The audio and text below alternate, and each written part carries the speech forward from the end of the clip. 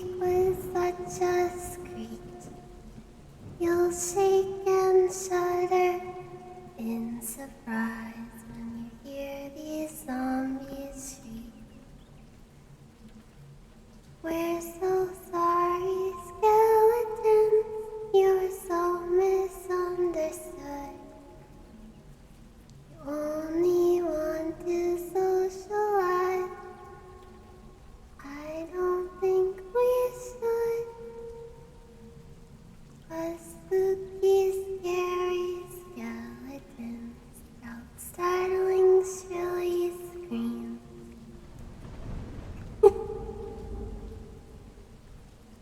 They'll sneak from their sarcophagus and just won't leave you be.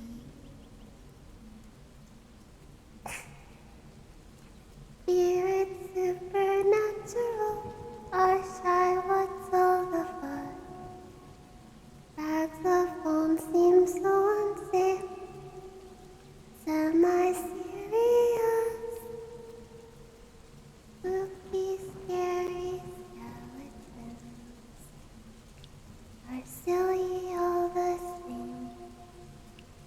They'll smile and scrabble slowly by and drive you so insane. Sticks and stones will break your bones, but seldom let you snooze. Spooky, scary skeletons wake you with a boob.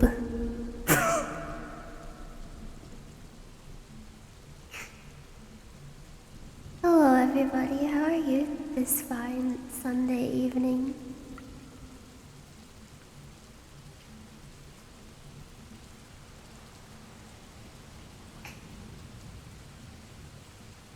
Are you ready to get spooked? Are you ready to get so scared? Are you ready to be so scared you're just gonna scream your entire head off? Uh-oh, you're gonna be so scared. Oh no! Ah!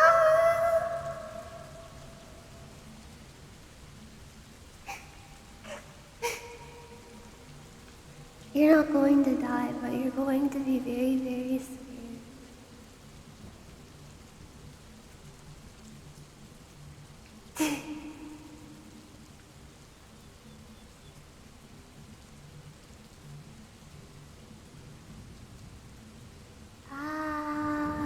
Scary.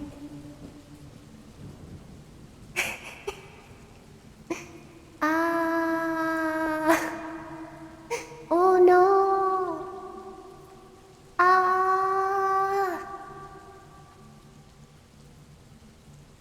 You want the echo up louder? I don't know if I can increase the echo super much. There, I turned it up just a little bit. Just a little bit. Just a little bit. Okay. Today, we are going to read Sonic.exe, a very, very scary classic video game spooky story.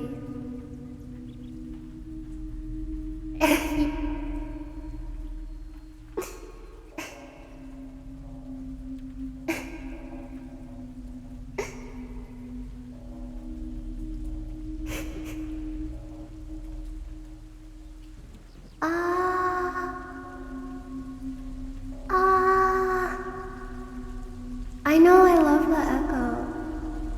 I wish I could hear it. If I turn on the hearing my own voice thing, it makes it louder and it like crackles a little. I don't want to ruin the quality.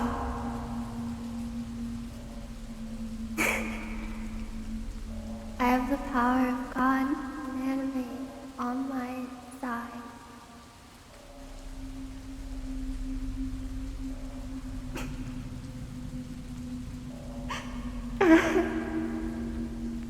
Are you ready to hear about the scariest story in the history of the world in video games? Are you ready? You better be ready. for this. You're gonna get so scared. Ooh.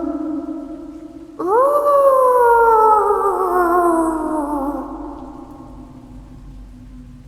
Imagine we're in a dark room and I have a flashlight and I'm shining the flashlight on my face and I'm going, ooh.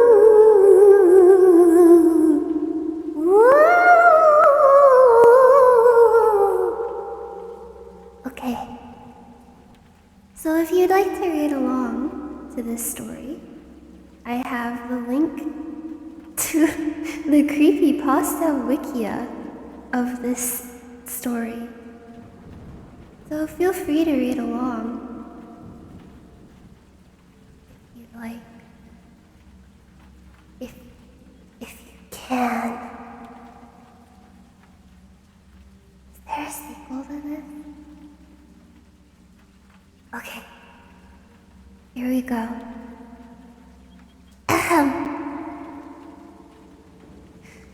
I'm a total Sonic the Hedgehog fan, much like everyone else.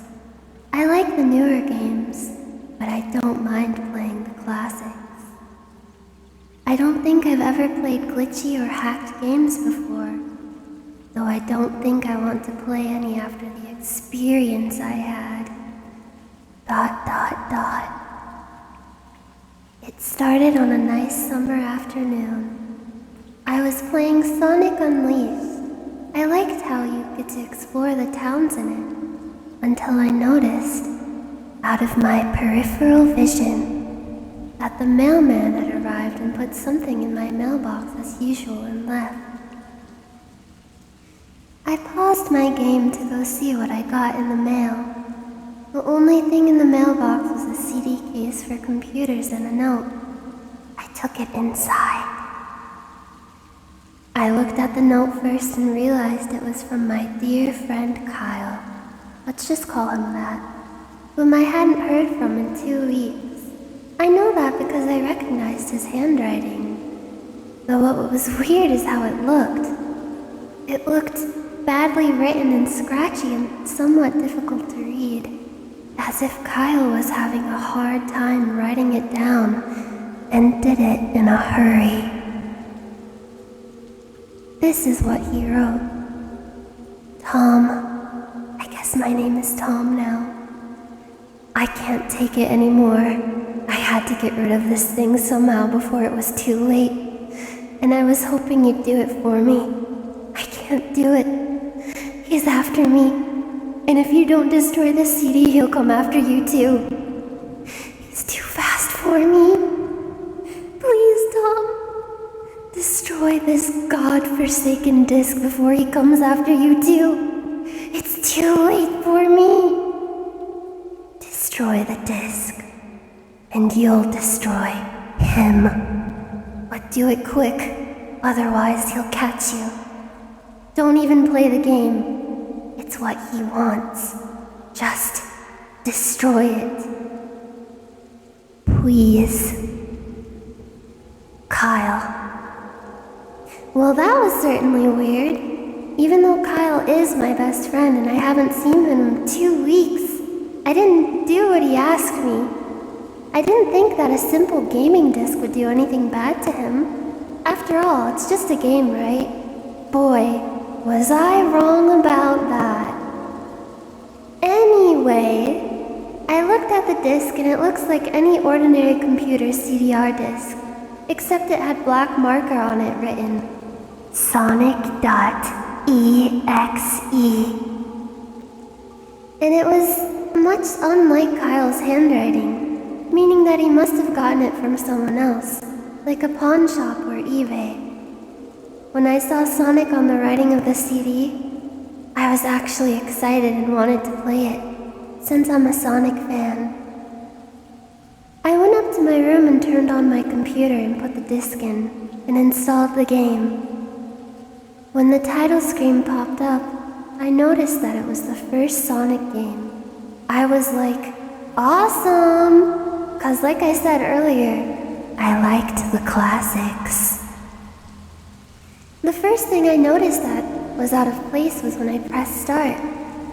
There was a split second when I saw the title image turned into something much different. Something that I now consider horrifying. Before cutting to black, I remember what the image looked like in that split second, before the game cut it to black. The sky had darkened. The title emblem was rusted and ruined. The Sega 1991 was now instead Sega 666. And the water had turned red, like blood. Except it looked hyper-realistic.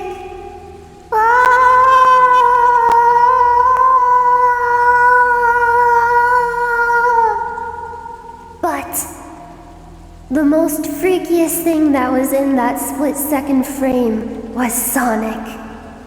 His eyes were pitch black and bleeding, with two glowing red dots staring right at me. And his smile had stretched wider up to the edge of his face. I was rather disturbed about that image when I saw it, though I figured that it was just a glitch and forgot about it. After it cut to black, it stayed like that for about 10 seconds or so. And then another weird thing happened. The save file select from Sonic the Hedgehog 3 popped up, and I was like, WTF? What's this doing in the first Sonic game? Anyway, then I noticed something off. The background was the dark, cloudy sky of the Bad Stardust Speedway level from Sonic CD. And there were only 3 save files. The music was that creepy Caverns of Winter music from Earthbound, only it was extended and seemed to have been in reverse. And the image for the save file where you see a preview of the level you're on is just red static for all 3 files. Ooh.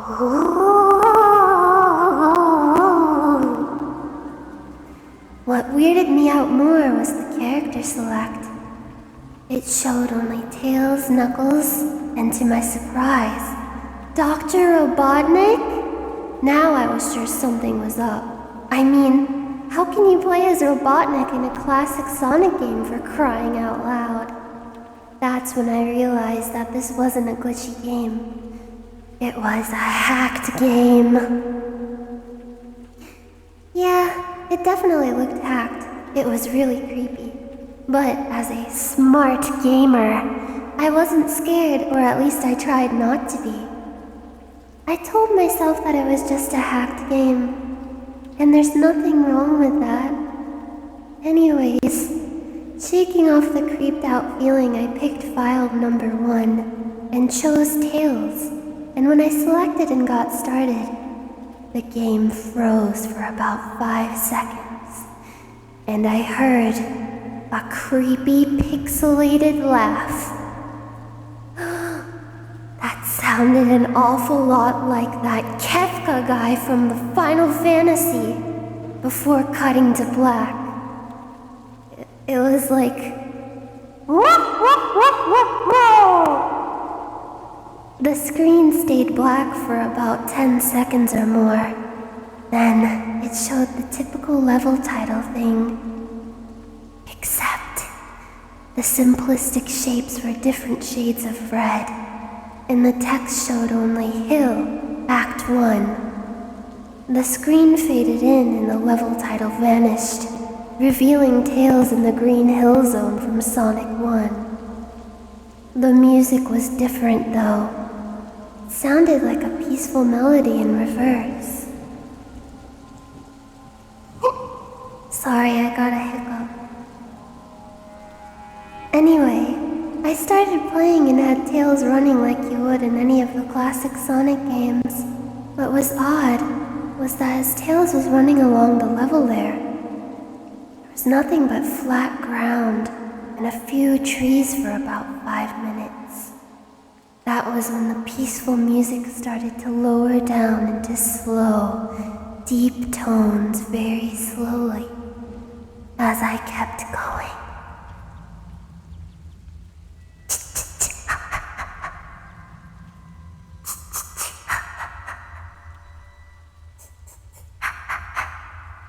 I suddenly saw something and I stooped to see what it was.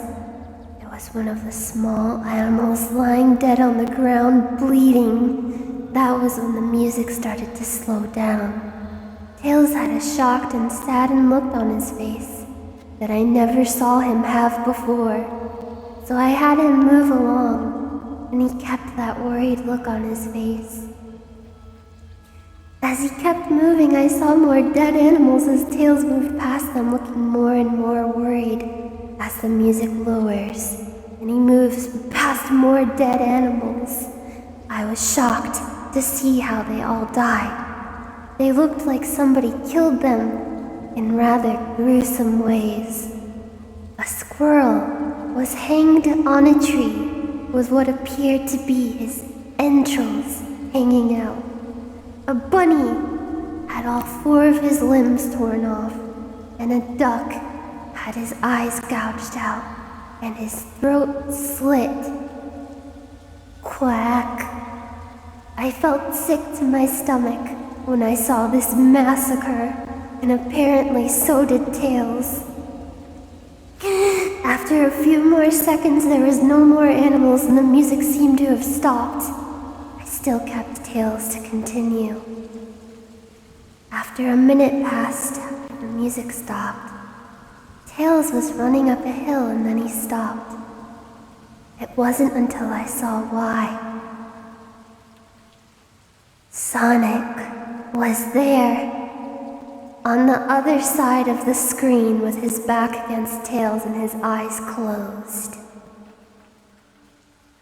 Tails looked happy to see Sonic, but then his smile faltered, obviously noticing that Sonic wasn't responding to him, if not acting as if he was totally oblivious of Tails' presence.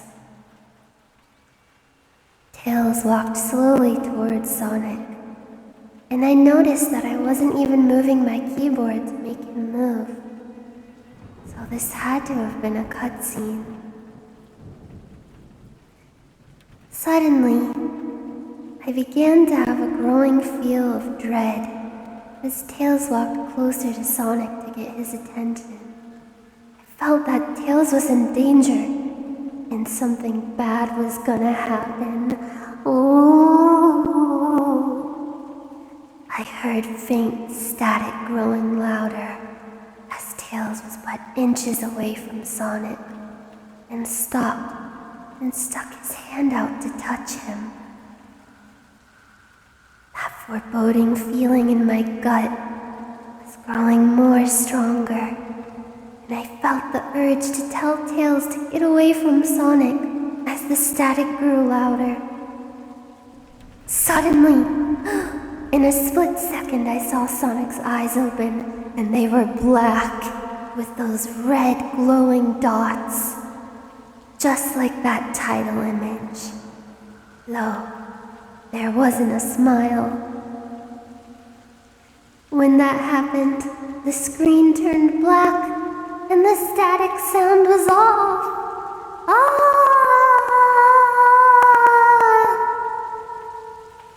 It stayed black for about 7 seconds, and then white text appeared forming a message saying, "Hello, do you want to play with me?" At this point, I was creeped out. I didn't want to continue with the game, but my curiosity got the better of me when I was taken to a different level with the level title now saying, "Hide and Seek."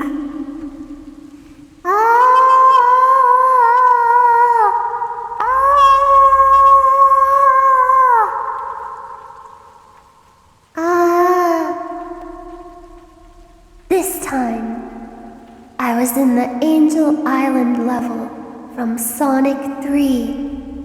And it looked like everything was on fire.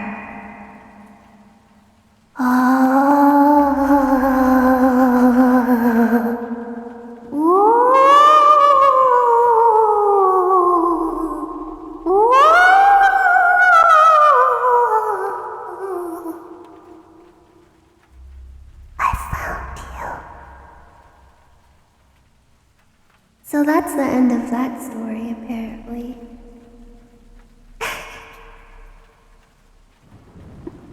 Apparently. Is there more to this?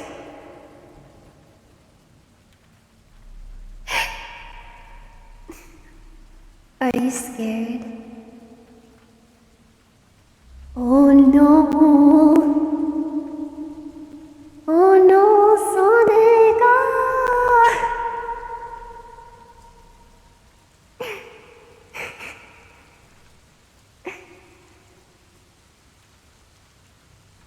Oh, apparently there's a game that you can download and play.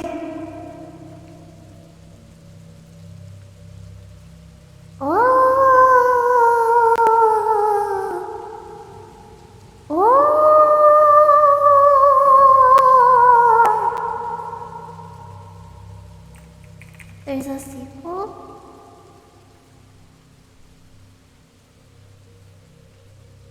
Round 2.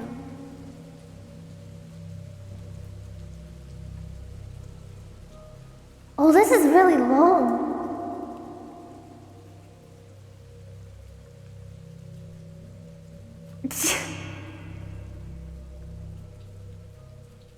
Hold on a second. Is my keyboard reverbing?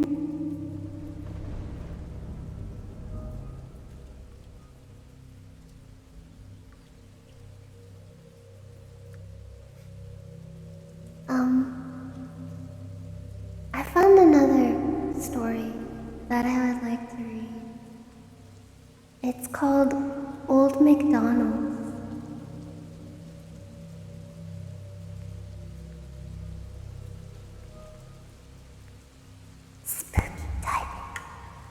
But first, I'm going to take a sip of water. A spooky sip of water, if you will.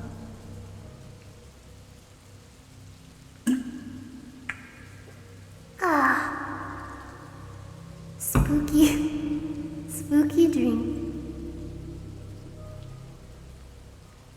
Ooh! So this one is called Old McDonald, and you can find it on the Creepypasta wiki. Here, I'll add it to the description for you.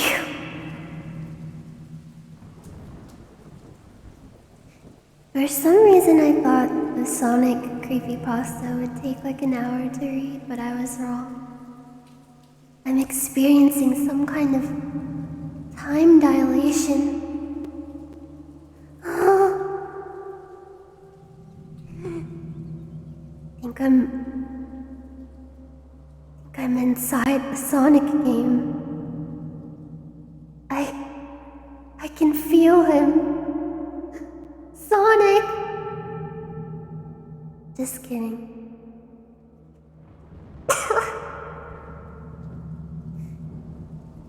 Now let us begin. I'm sure many of you have been to a newly remodeled McDonald's, possibly one with a McCafe. But have you ever looked up why they started remodeling the restaurants in the first place? The first McCafe in the States popped up in Chicago back in May of 2001. That was just the beginning. Now, over the last 5 years, McDonald's has taken to remodeling every single restaurant in America. Most of you might even be asking yourself how long it's been since you last stepped foot in an old McDonald's. Ask anyone who's done some market research, and you'll hear something strange. McDonald's loses money on the process. It's a fact. The new furniture isn't pulling new customers, and the McCafes can't sell coffee that cheap and turn a profit.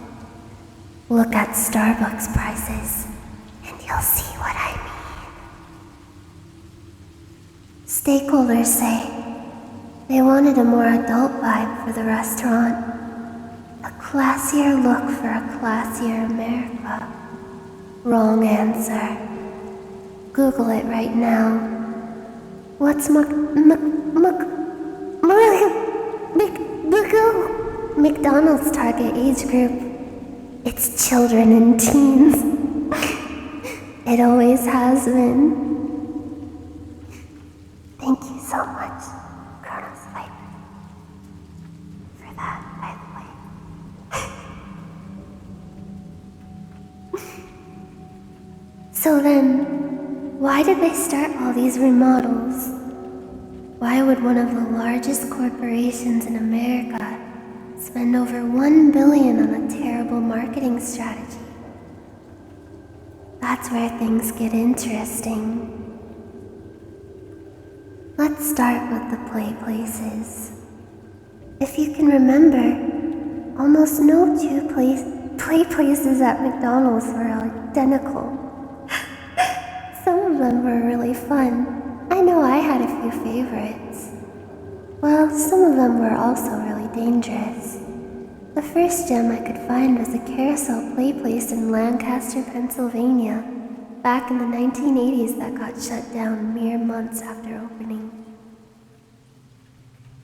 Little information was given about why they closed. The lot has been vacant ever since.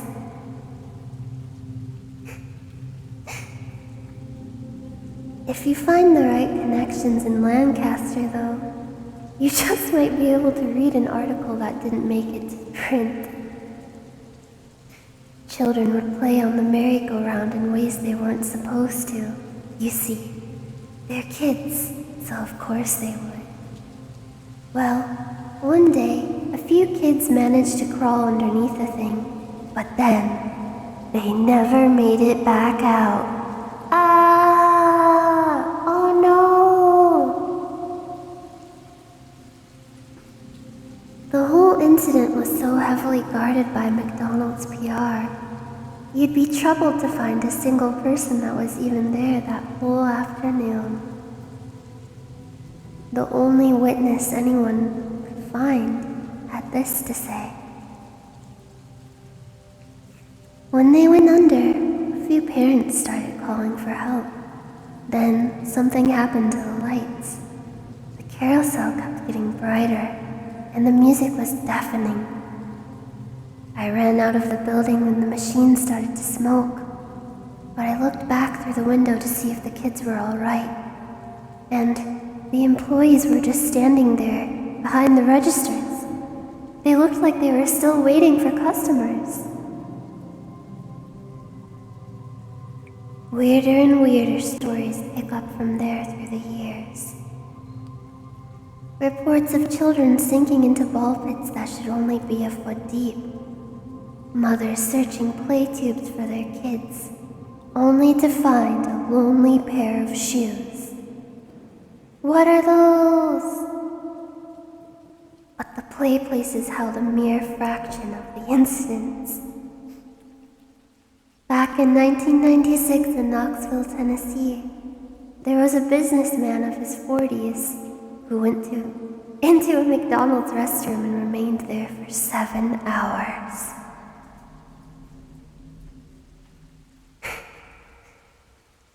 Patrons noted that he refused to leave the furthest back stall. The police were finally called and they managed to break down the door. He was restrained by paramedics as he wouldn't willingly leave the restroom. As they pulled him out of the stall, he began screaming bloody murder. "Take me back! I want to go back!"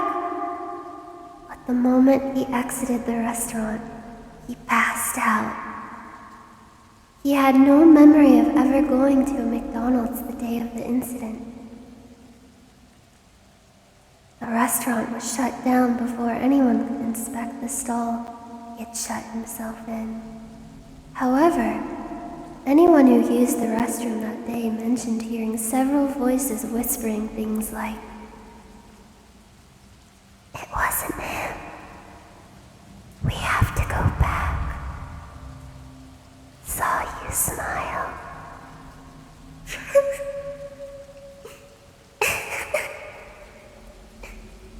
Then, there was a fry cook somewhere in Vermont back in '99 who walked into the middle of the restaurant and dumped scalding oil on himself without flinching or saying a word. Several of the customers started to laugh and roll around in the burning oil alongside him, and all were rushed to the hospital. Only one survived but refuses to make a statement. Not that she easily could. Her throat melted all the way through and had to be completely restructured. The manager claimed he didn't remember ever hiring the fry cook, and that wasn't in any official paperwork. His name tag didn't even have a name, just a bunch of pound signs written on it. Once again, the McDonald's was closed without a trace. Most of the stories sounded like urban legends to me, but it never failed. Wherever I found a story, a McDonald's had been shut down in its wake. Near the late 2000s, the number of cover-ups had become so frequent that McDonald's decided to shut all of them down and rebuild. Every single one. Ooh. But of course, they'd miss a few. I needed to see one for myself. I remember going in the old McDonald's as a kid, but that was before the frequency of the incidents. That was when it was still safe. There was a small town on the way to my parents' house just off the highway. Oroska was its name. Maybe 100 residents, completely untouched by the outside world, practically forgotten. It was pointless to stop there for any normal reason, because there wasn't a gas station or rest stop. Not even a sign to let you know you were close. Let's just say I had to sneak my way around some very old building permits to discover that they had one of the few McDonald's, aside from some treasured landmarks, that has yet to go through a remodel since the 1970s. How lucky is that? I was surprised they even had a fast food place. Yet, they didn't have a market or post office. Oh no, how will I send my letters? I planned a trip to my parents' place for the weekend, with a stop at Oroska on the way. It was already dark out, since it was the dead of winter, and I didn't get off work till 5. I was cold and grumpy about driving at night, but mostly determined.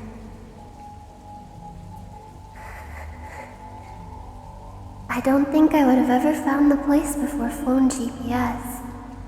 The turnoff from the highway was just a dirt road with no landmarks or anything. As I pulled into town, none of the houses had lights on. Most of the streetlights were out as well, as though nobody had remembered to change the bulbs in years. This place really was untouched. I'd be surprised if most of the residents hadn't moved out or simply died off. Definitely had the makings of a ghost town anyway. Ooh. I need to take a drink of the spooky water.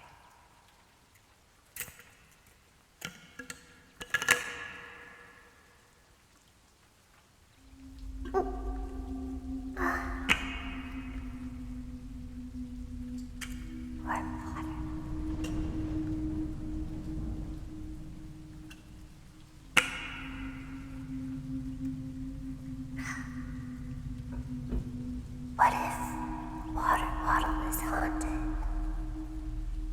And I just drank ghost water. Oh no.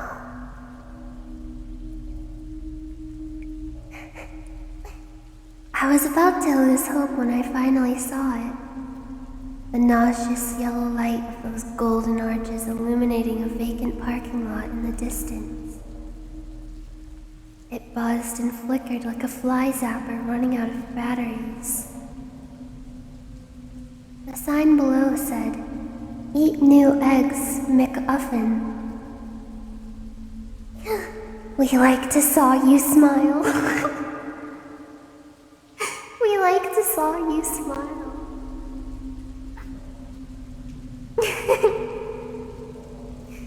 Which I assumed was just a lazy teen's handiwork. I pulled into the lot and carelessly parked my car in the center. There was nobody else there anyway. When I stepped out of my car, I felt a squish under my foot. There was a burger covered in mold, with a rancid liquid oozing out. The smell was absolutely vomit-worthy. I jumped out to scrape the contents of the burger from my shoe when I noticed the whole parking lot was covered in trash.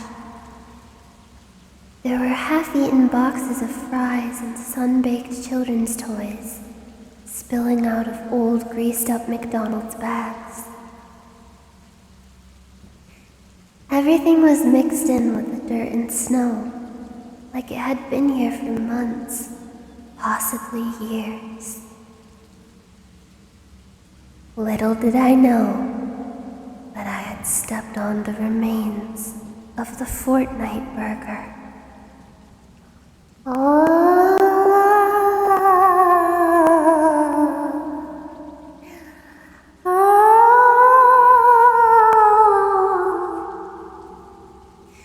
I hurried across the lot to avoid retching all over the asphalt.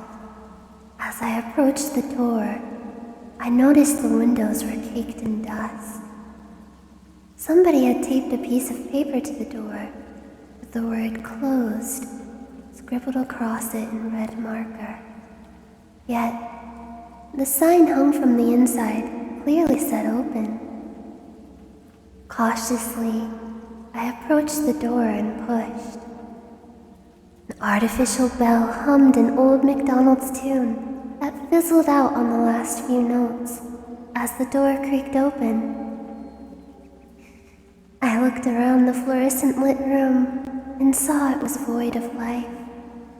There was nobody sitting at any of the tables, and nobody attending the registers. Somebody had left a tray on one of the tables in the back, but there was no other sign that someone had been there. The inside was at least a little cleaner. The toys on display by the counter were of characters I'd never heard of, likely from before my time. The whole place was covered in faded coats of yellow and red paint, and the tables had that classic McDonald's wood finish. The wood looked completely rotten, but slathered in coats of polish, as a sad attempt to keep it looking new. All of it had a sort of green hue, which I contributed to the old lights. The most noticeable element, though, was a terrible burning plastic smell that stung my nose.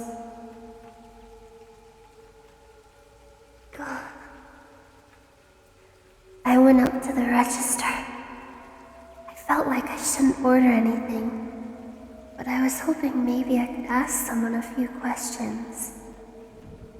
I waited for a good 15 minutes in silence. I shouted hello, with only a muted echo for a response. Hello? Hello? Hello? McDonald's? anybody here? Hello?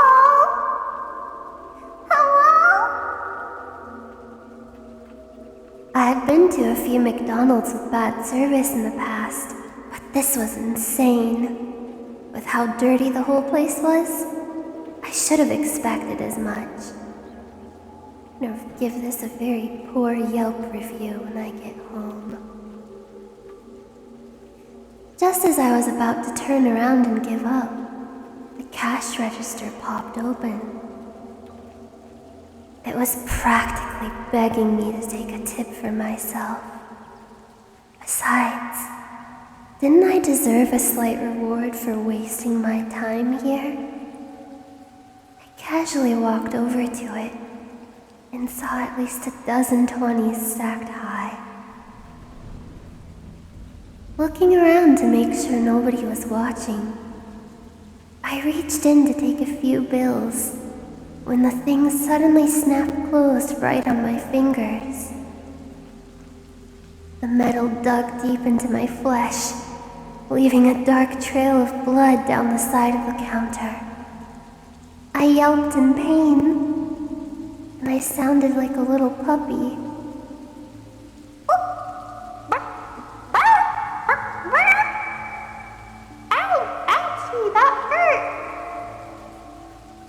Behind the counter at the other end of the grill was a first aid kit hanging on the wall. The lights were burned out in the kitchen area, but I needed a bandage. Pronto. I hopped over the table and made my way to the back. The burning smell was getting stronger as I walked.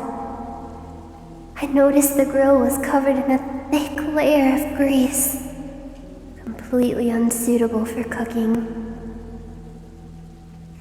I passed by the frying station and the oil was filled to the top with maggots. I quickened my walk to the first aid, hoping to get patched up and out of there as soon as possible. I was starting to realize that this restaurant definitely wasn't open for business anymore, and I probably shouldn't have entered it in the first place. I opened up the first aid kit and had to swallow some vomit.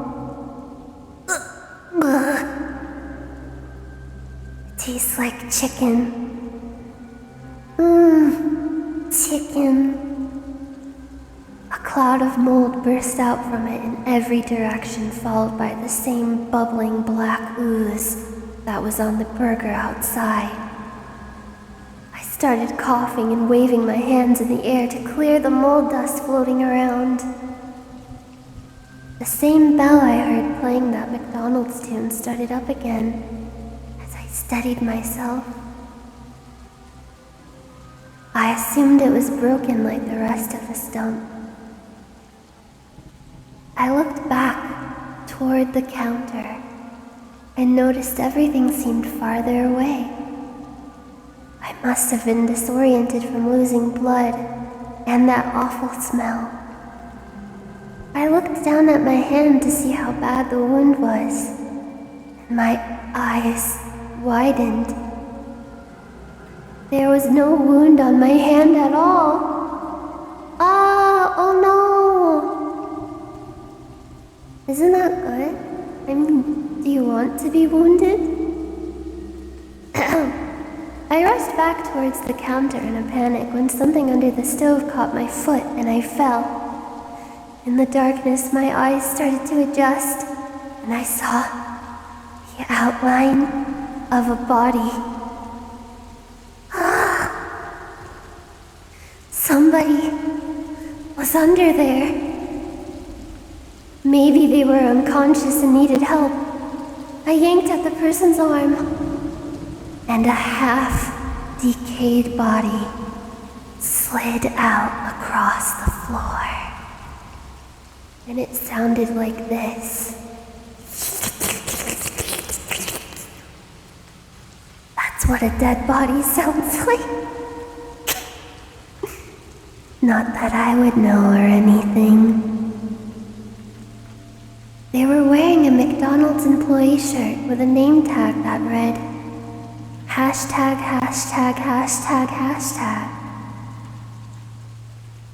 Their mouth was contorted into a sickening grin, but their eyes were screaming.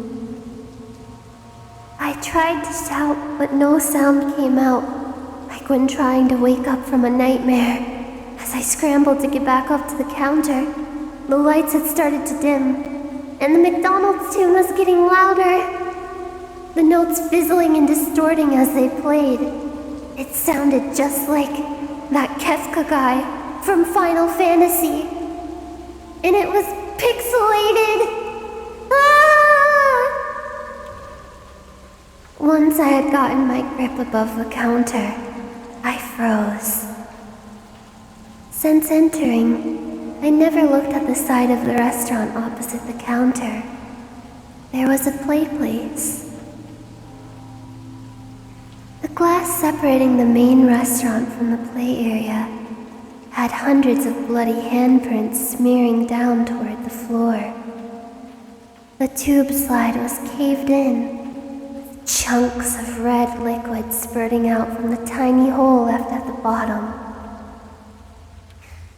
There was a row of nooses tied to the monkey bars in the corner, with employees wearing the same pound sign name tags hanging from them. The tables around the perimeter had skeletons with rotting food left on the trays, some of the food hanging from the skulls' mouths. I looked on in horror, too shocked to move.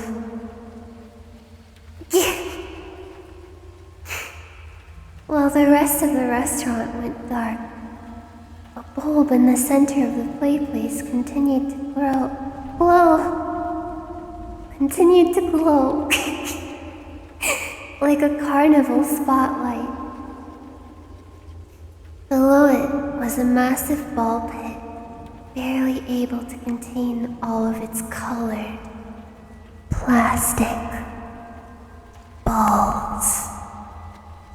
It was smoking under the blaring white light, making that awful burning plastic smell. The balls began to rattle and fall off the edge when something inside started shuffling around. I wanted to run so badly, but my body refused. Then suddenly, the music went dead, and the movement stopped.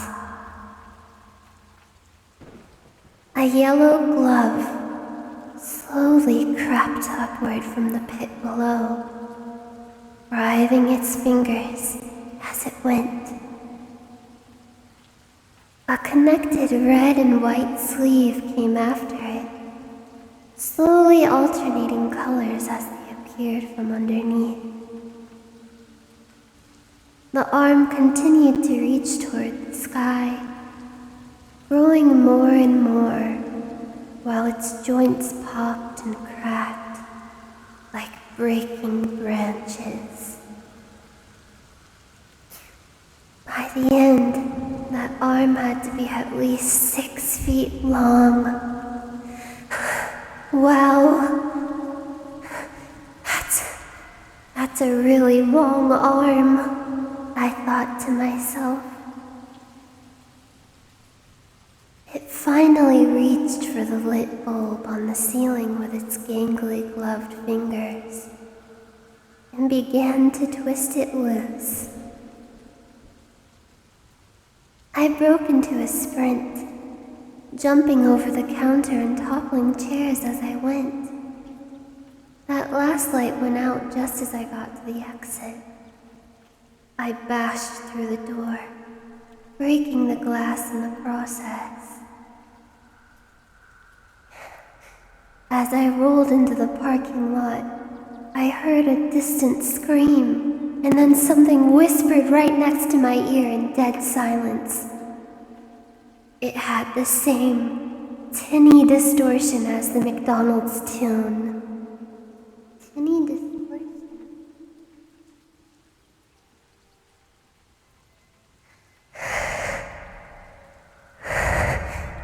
Come back. I to see you smile.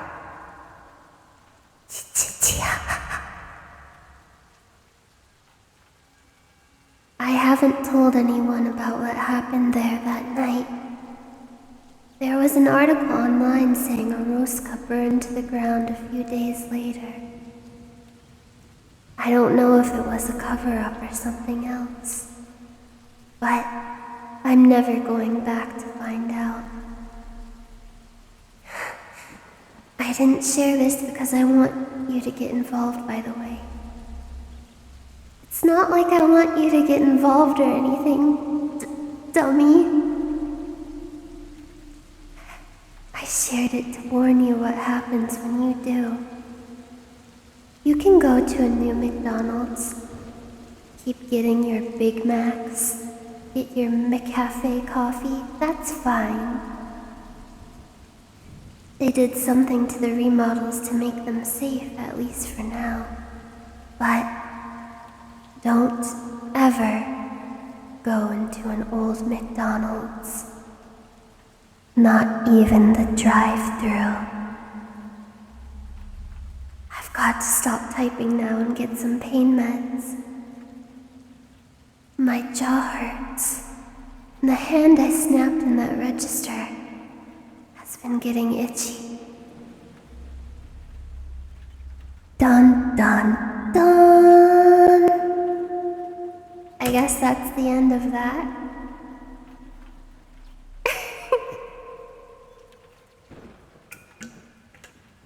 I'm going to take some sips of this spooky haunted water that is filled to the brim with ghosts and specters.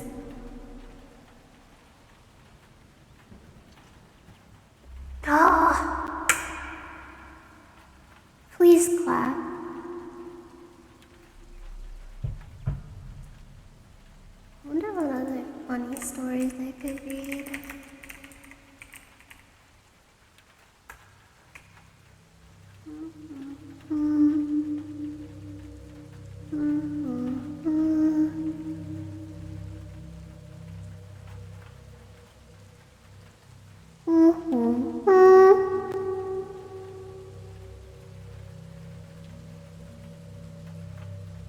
Oh no, I'm haunted now. Oh no. Ah.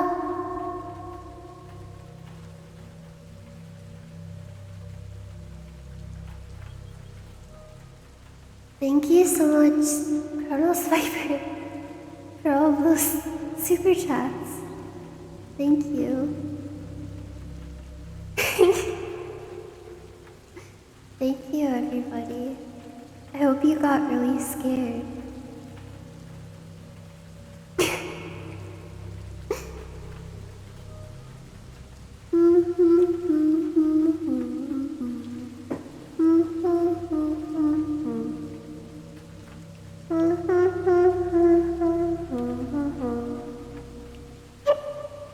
Sorry, I have the hiccups.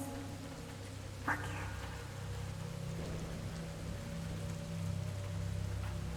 Hear those zombies.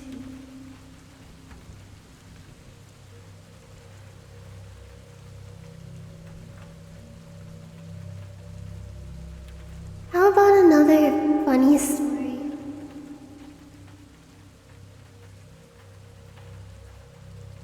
Oh no, I shitted and farted.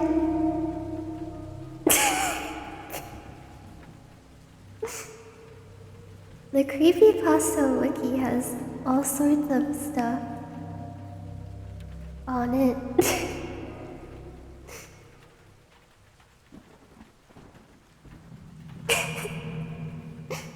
Back when, creepypasta wasn't really a thing, I used to browse the X board on 4chan, and people would post these really genuinely unsettling stories that are hard to describe. Like, they would give me this sense that someone was watching me, and I would always, I'm not good with scary stuff at all. I get super creeped out by scary movies. I can't watch them or I'll be up all night thinking about the scary parts and not being able to sleep. But I also have this like, I don't know, it's like I hate it but I love it kind of relationship with spooky stuff. Where I get really curious and I kind of want to seek out like ghost stories and like those shows where they go and investigate haunted houses and talk to ghosts even though it's not real. Or at least I hope it's not real. I think, oh, this is so silly. They can't talk to ghosts. That's just preposterous. And then like an hour later, I'm laying in bed trying to sleep and I'm like, oh God, what if a ghost comes into my room and starts sucking on my toes or something? Oh! There's a story from X I really want to find, but it's really hard to describe it. It's super, super old. It's before like cweepypasta was a big thing. I think this was back in like 2009 maybe. But it's basically, it's not really a story per se. It's like just this really weird paragraph or so talking about how there's like something lurking behind you and you don't know what it is, but you can sense it in the darkness. And every time you look behind you, it disappears or something like that. And that really creeped me out. Creeped me the heck out.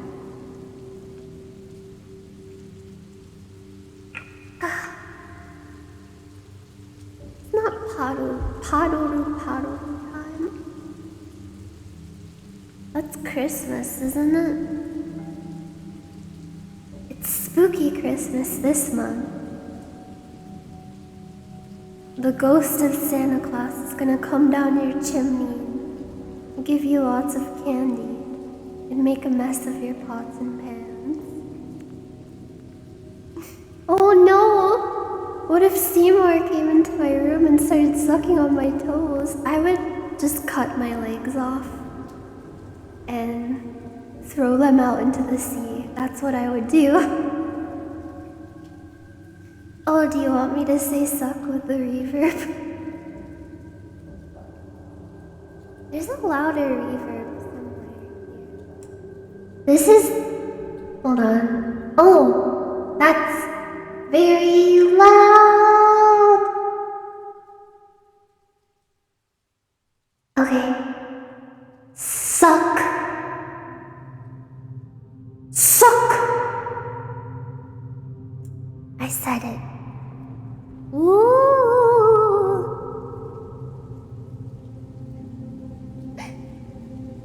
Steamed hams, but creepy.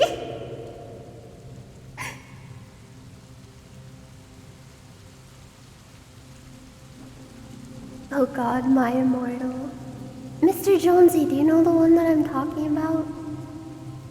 Can you tell me if there's like a title to that really old creepypasta from X? I think if I read that now, I would probably just think it sounds silly. But at the time when I read it, I was a lot younger and I was thinking about it for like weeks afterward.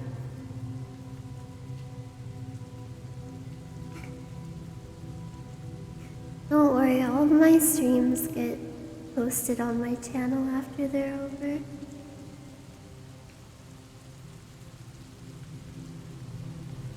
I have this program that has different like settings for reverb and whatever.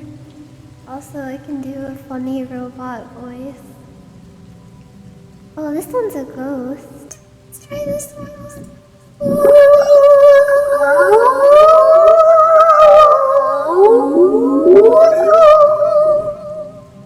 That's really weird.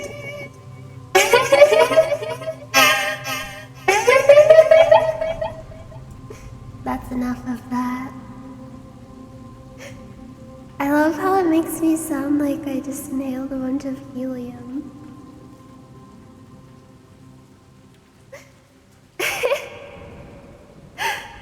I'm so sorry, Linksy. Like, that kind of That kind of makes me proud of my storytelling capabilities that I was able to make you scared just by describing a scary story.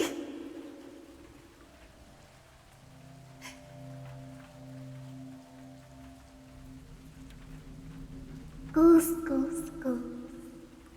I'm a little ghost. In the meantime, I found another story I would like to read, and it's really funny. It's called Call Me Tomorrow, okay? And I'm also going to add this to the description if you would like to read along. And if it doesn't show up right away, you can just probably search it on cweepypasta.com. Yeah.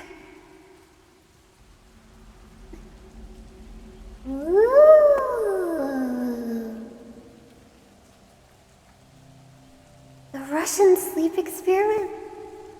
I think I've heard of that one. Bazinga.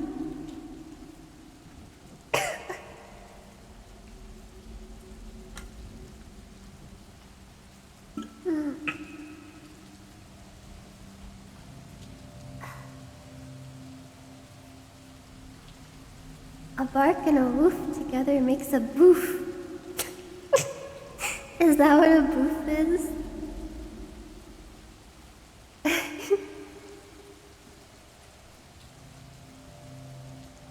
So, this story is called Call Me Tomorrow, okay?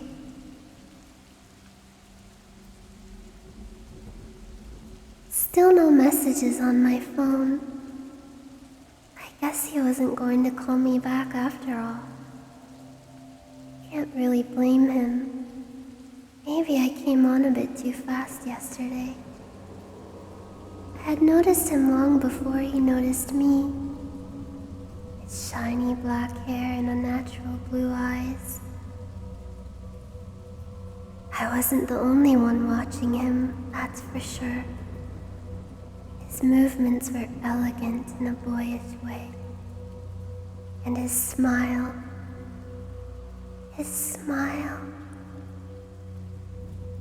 I would die for that smile. Still no messages. I thought about calling him, maybe apologize for going too fast yesterday. I'm a coward, I know. I just couldn't bring myself to dial his number. Besides, I promised he'd contact me when he's ready. So I'll wait. I'm patient.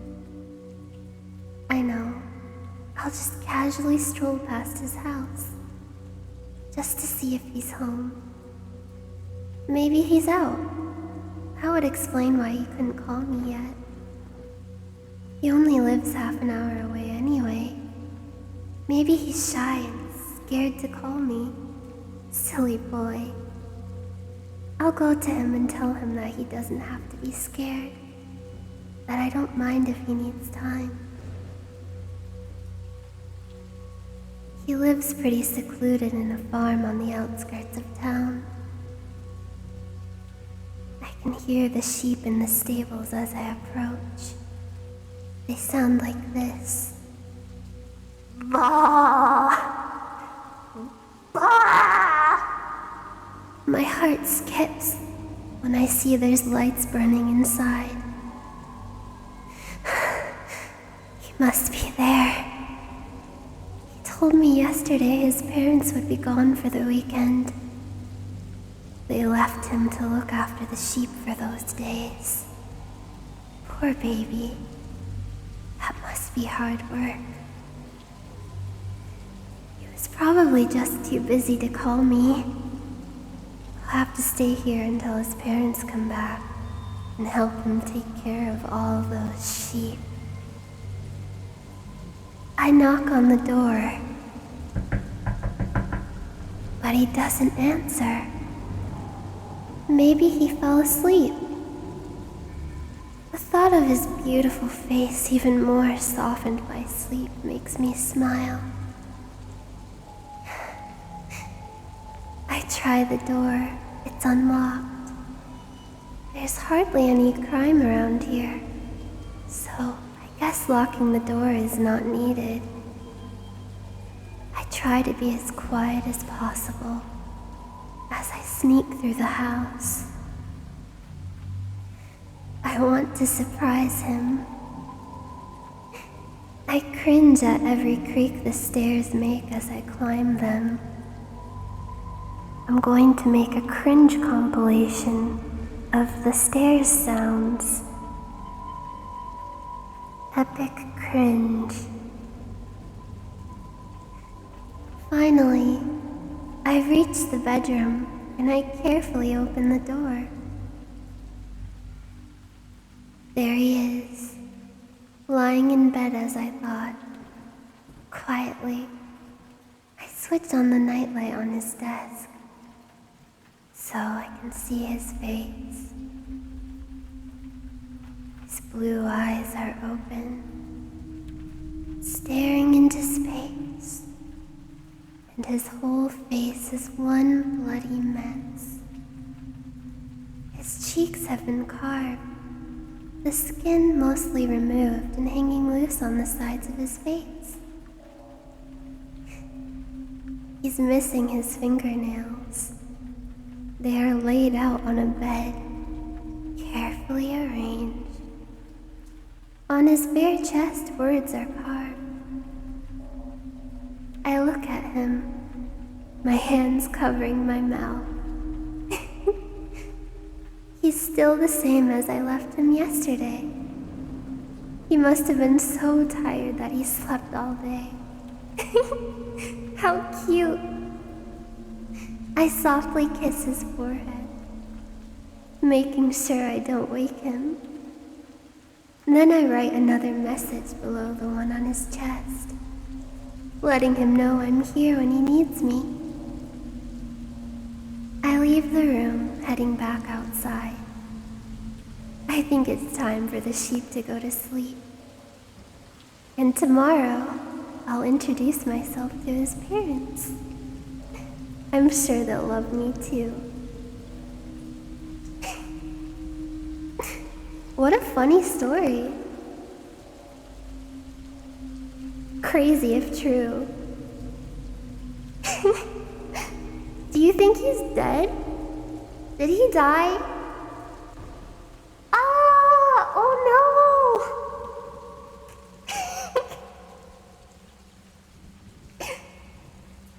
It's now time for some more keyboard reverb ASMR.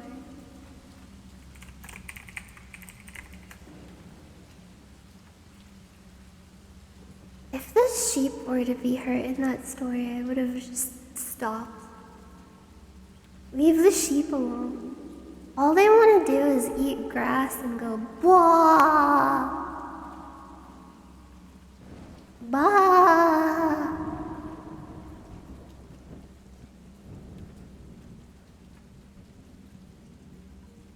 Oh.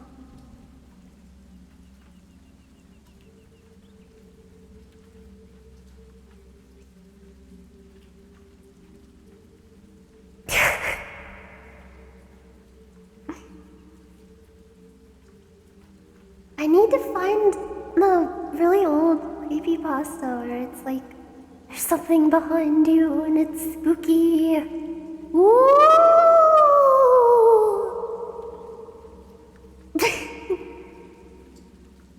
I know I love how my keyboard sounds. Like clickety clackety. I just want to type on it all day long.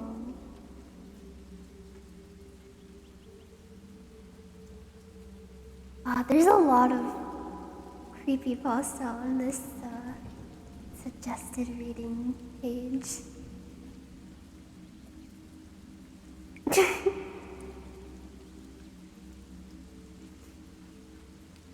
Oh, you know another one that scared me a lot was... I looked it up because I thought it sounded really, really dumb. And I was laughing about it because the name of it is really funny and like the whole concept is really funny to me. The Smile Dog story. And read it and I was like, the whole time as I was reading it, I was laughing at it. Then I got to the end and I actually got kind of scared. And I'm really embarrassed about it. It's Smile Dog. What is so scary about a picture of a dog smiling? My keyboard is a Razer Chroma Black Widow, I think. A sheep for spooky Halloween. I'm gonna be a sheep for Halloween.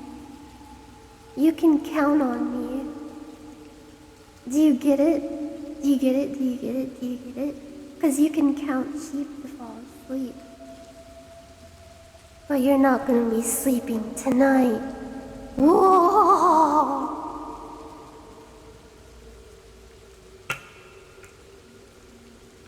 Oh, who was home?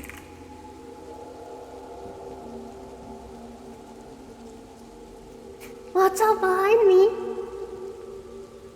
Polite cat is a little bit scary, I think, but in a cute way.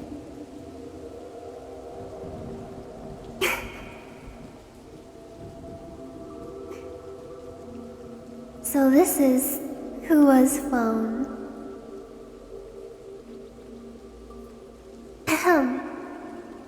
Oh no, I had another hiccup. Woo.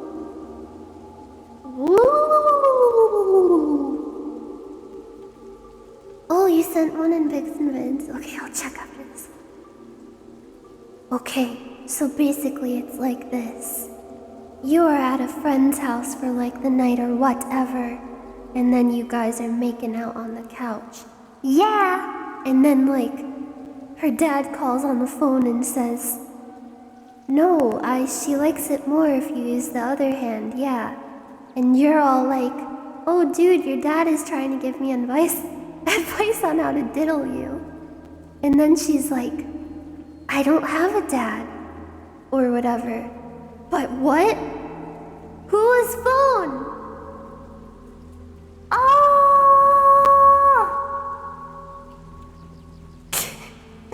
But whose phone?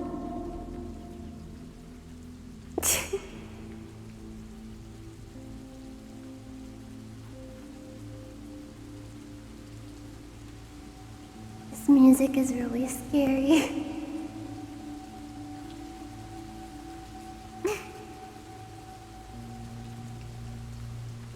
Spooky ambient music. Really, really spooky. It makes you scared and makes you shake. And it's really, really scary. Don't look behind you. Cweepypasta. This might be the one.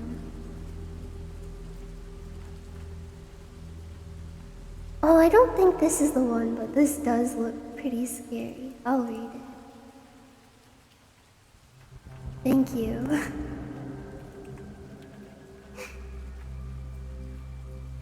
Okay. So, don't look behind you.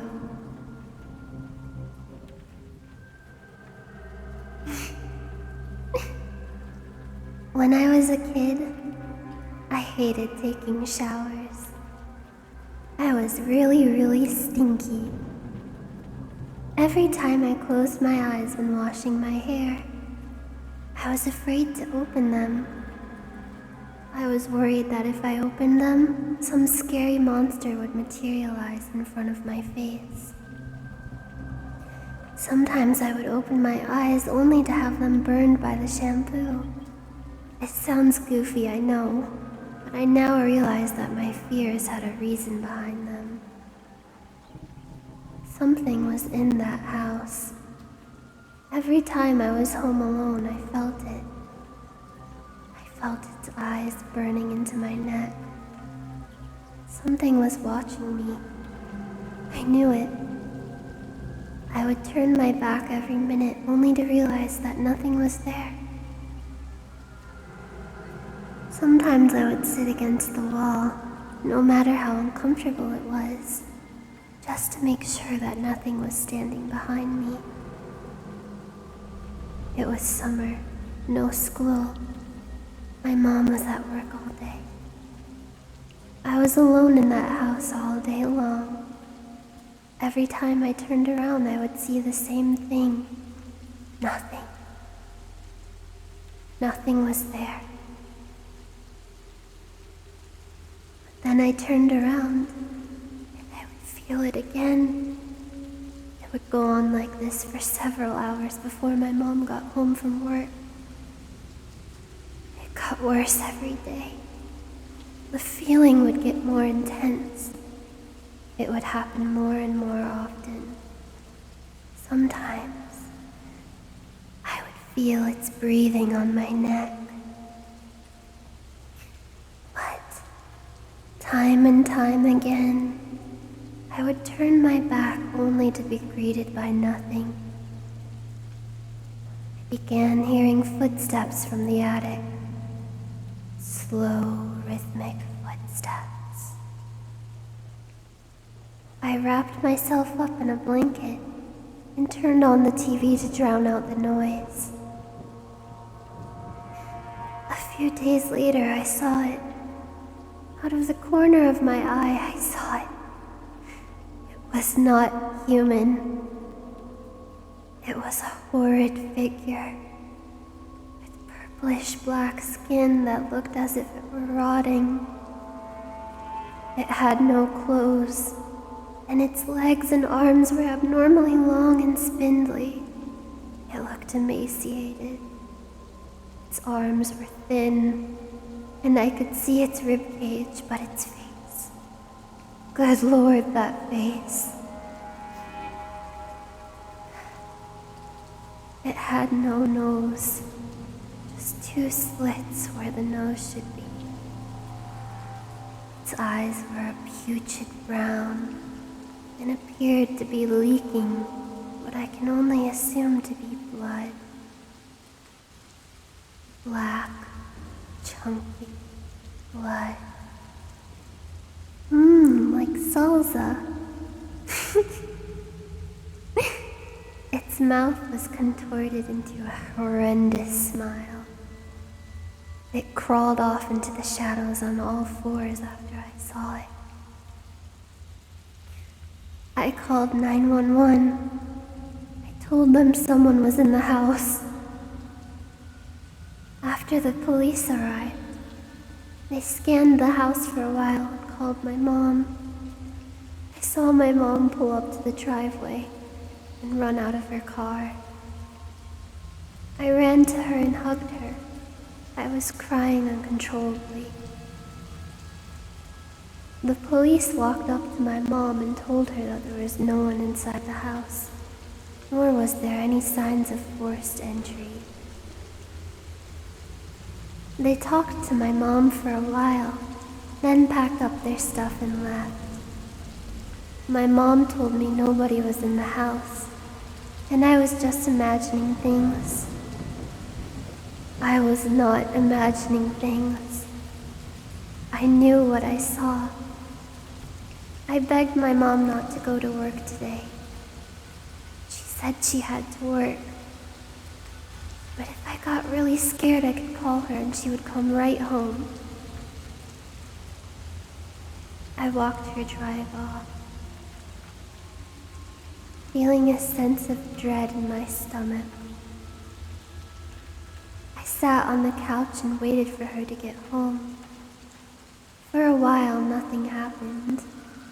After a few hours, the footsteps returned. They were furious. They were stomping right in my direction. I hugged my pillow and quivered. Footsteps grew louder and louder until it seemed they were right on top of me doing a Fortnite dance. Then they stopped. My eyes filled with tears. I looked up. It was on the ceiling.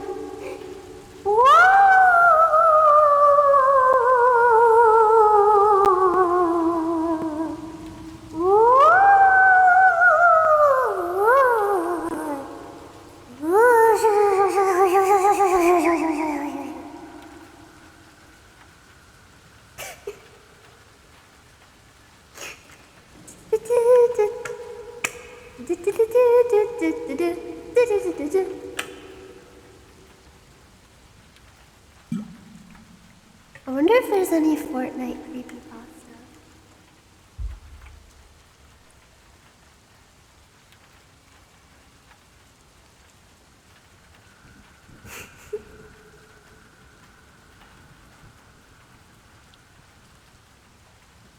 Oh, I have another spooky one to read.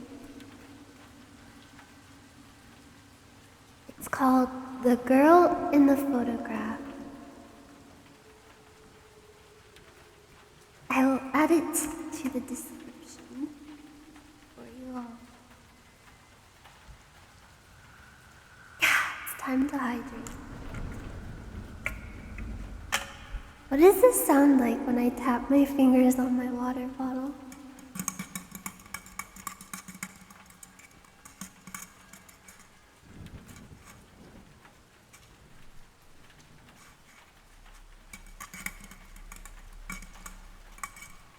They did the monster mash. It was a graveyard smash.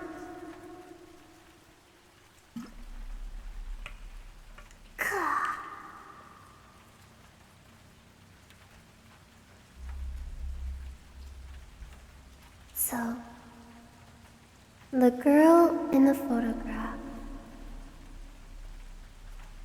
One school day, a boy named Tom was sitting in class and doing math. It was 6 more minutes until after school. As he was doing his homework, something caught his eye. His desk was next to the window, and he turned and looked at the grass outside. It looked like a picture. When school was over, he ran to the spot where he saw it. He ran fast so that no one else could grab it. Why are there so many Toms in creepypasta? Is that like a creepy name?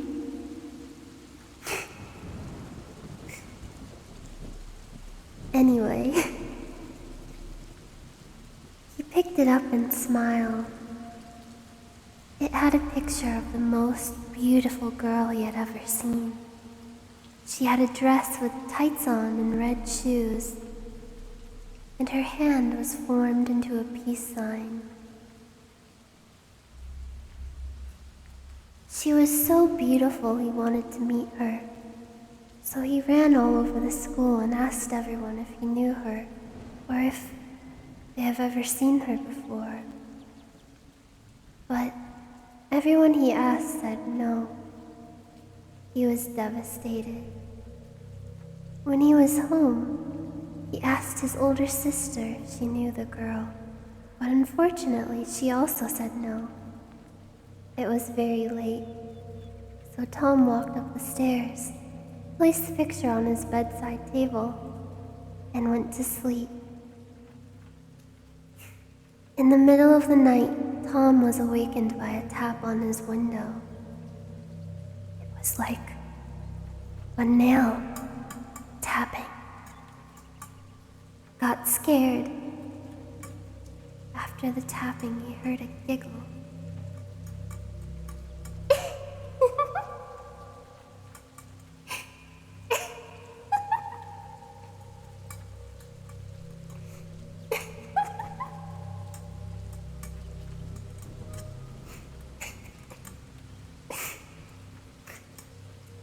McDonald's and ask for the Fortnite burger.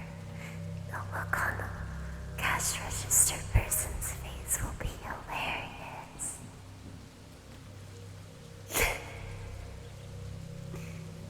He saw a shadow near his window. So he got out of his bed, walked toward his window, opened it up, and followed the giggling. By the time he reached it, it was gone. The next day again, he asked his neighbors if they knew her. Everybody said, "Sorry, no." When his mother came home, he even asked her if she knew her. She said no. He went to his room, placed the picture on his desk, and fell asleep. Once again, was awakened by a tapping.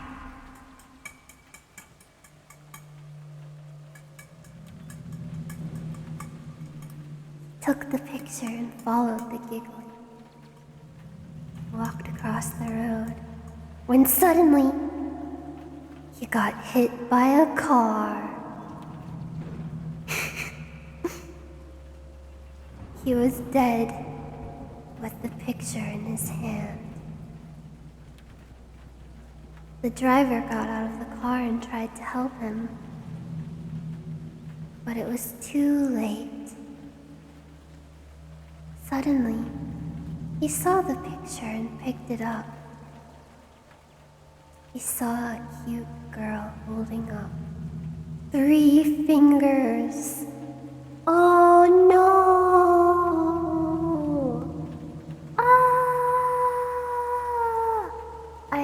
I wasn't expecting that to happen.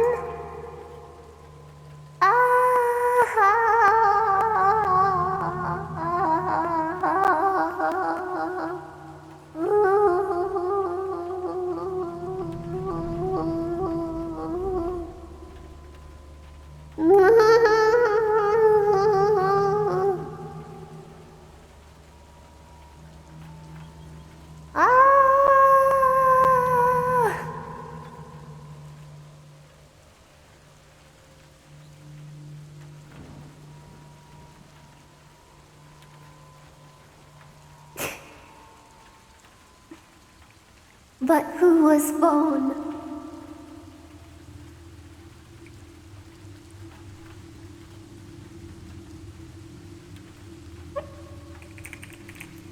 Whenever I stream, I get the hiccups.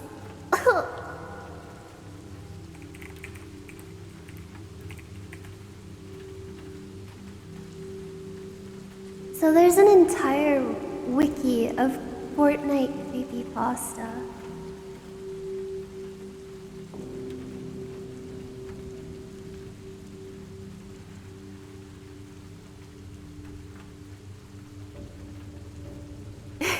Apparently.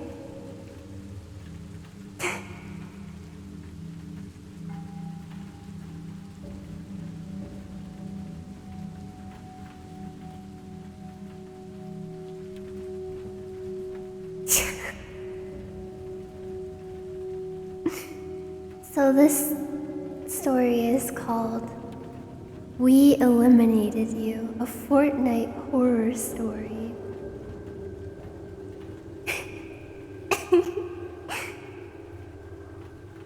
Shall we begin?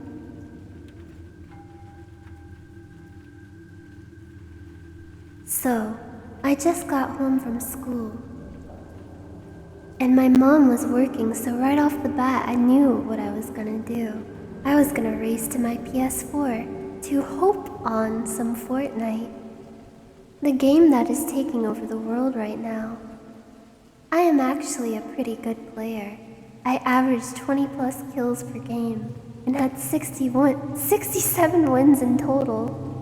So I hoped on a solos match, and for some reason, this server was pretty weird. Everyone in the game was wearing the Cuddle Bear skin. Now a lot of people think that the Cuddle Bear skin is cute, but I just think it's creepy as heck. Anyway, I ignored it and just started playing. I landed at Tilted and got 10 kills right off the bat, but I came across another weird thing about this server. Everyone's name in the game was "We Eliminated You." I was pretty confused, considering the fact that you can't take names that are taken on PlayStation, so this was pretty weird. I was thinking I came across a server full of hackers.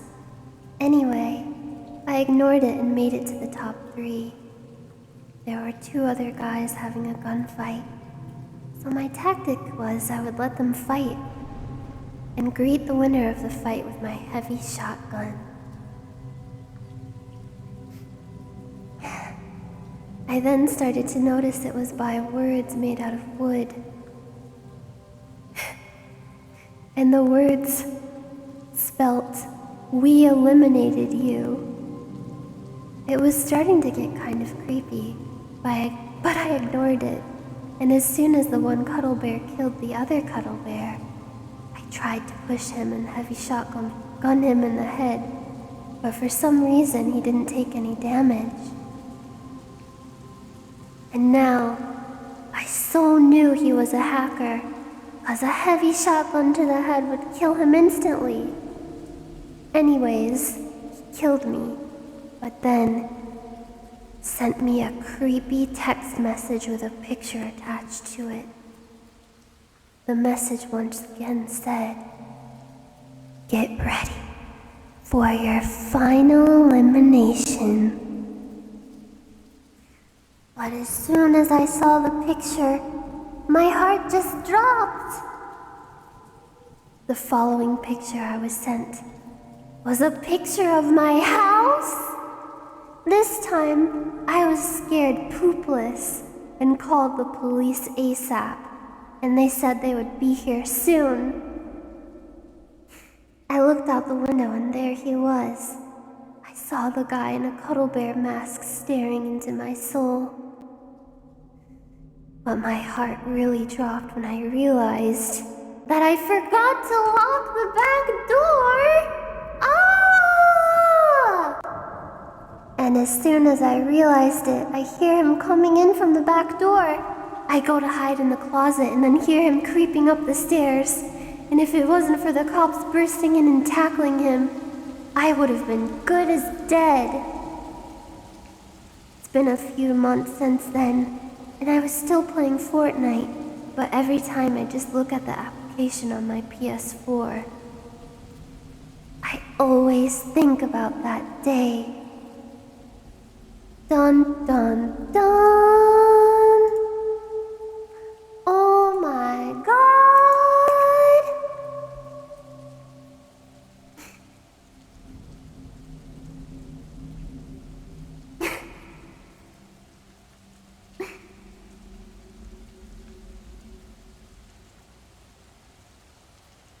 I wonder if there's any more Fortnite creepypasta.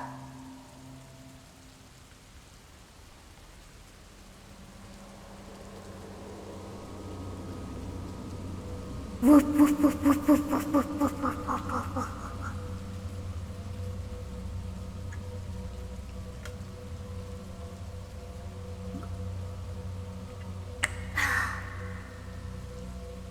Sometimes the scariest ghosts are people who are still alive. Yeah.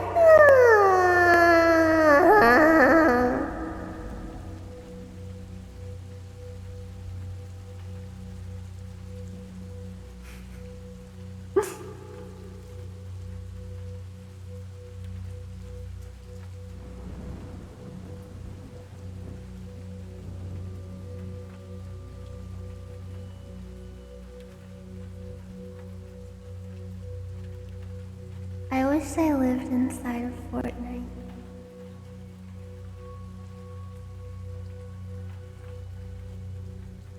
Another suggested reading.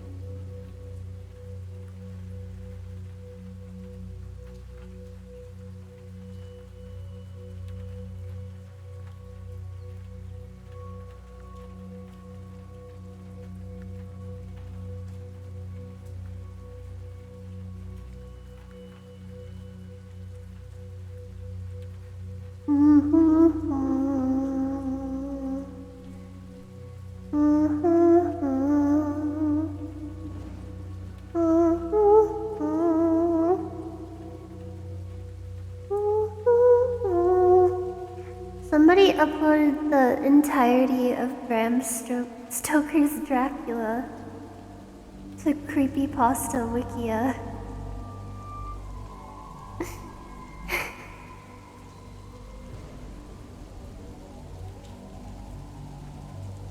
Seinfeld Creepypasta.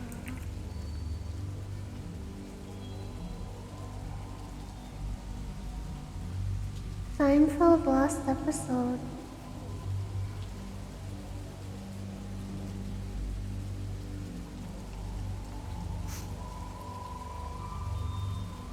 What the heck?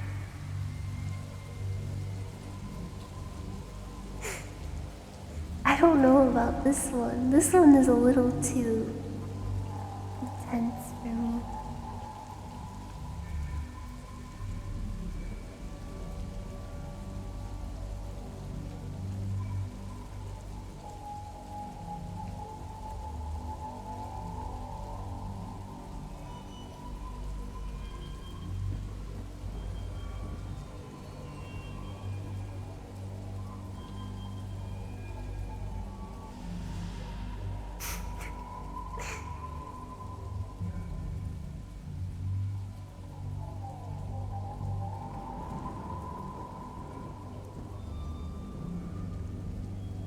So here is a Seinfeld creepypasta that I found, and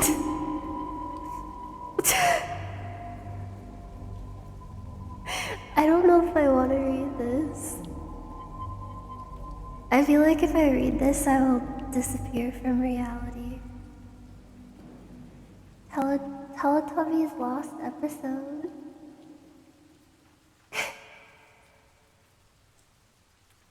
Yeah, I think this is a little too spooky.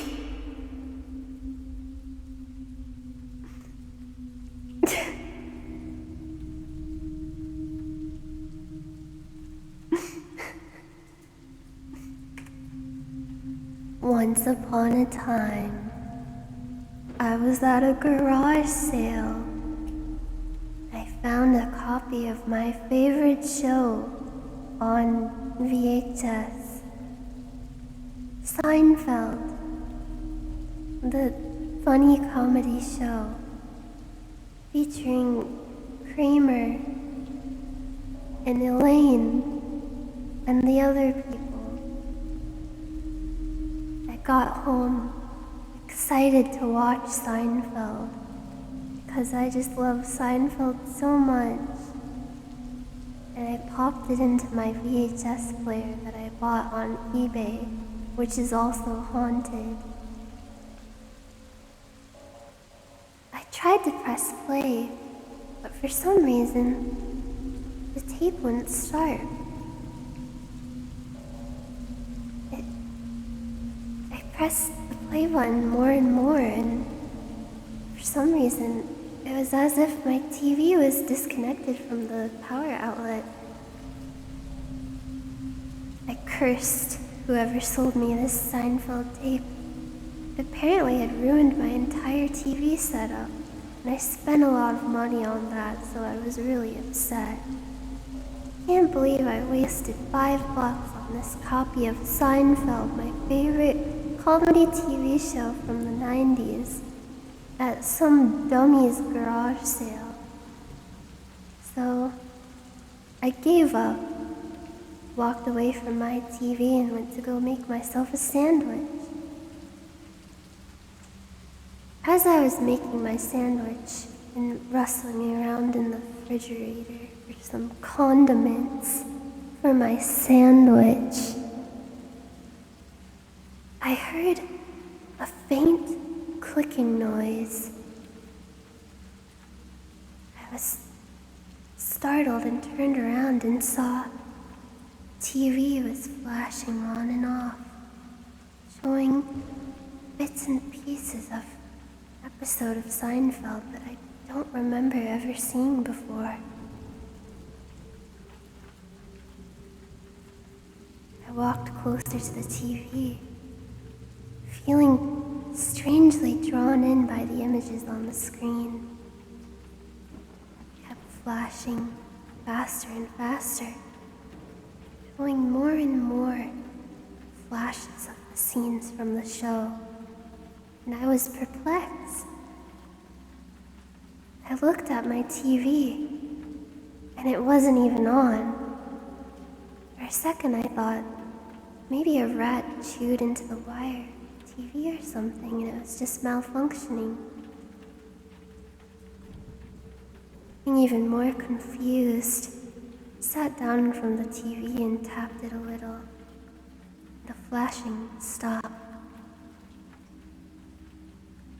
Suddenly, the scene on the TV became crystal clear, almost as if it was in 4K triple HD. And I thought, that's a little weird. They didn't film Seinfeld in 4K. What is this? And I looked closer and noticed faces of the actors. Kramer and Elaine, the other guys, strangely blank. It was as if they had been blurred out. I couldn't make out any features of their faces. Didn't have eyes, noses, or mouths. Only see outlines of their facial structure. I looked closer, even though I know that you shouldn't watch TV while being really close up to the screen because it can hurt your eyes. That's when I saw it. Hyper-realistic blood was flowing into the Seinfeld room from an open window, but none of the characters or actors on the screen seemed to notice at all. They were just going on with the scene, as if nothing out of the ordinary was happening, but I could see it. There was so much blood. Again, getting even deeper, up to their knees and then up to their waists. They still didn't seem to notice as the blood got deeper and deeper and they sank into it. The entire screen was red. It looked chunky, like mild salsa.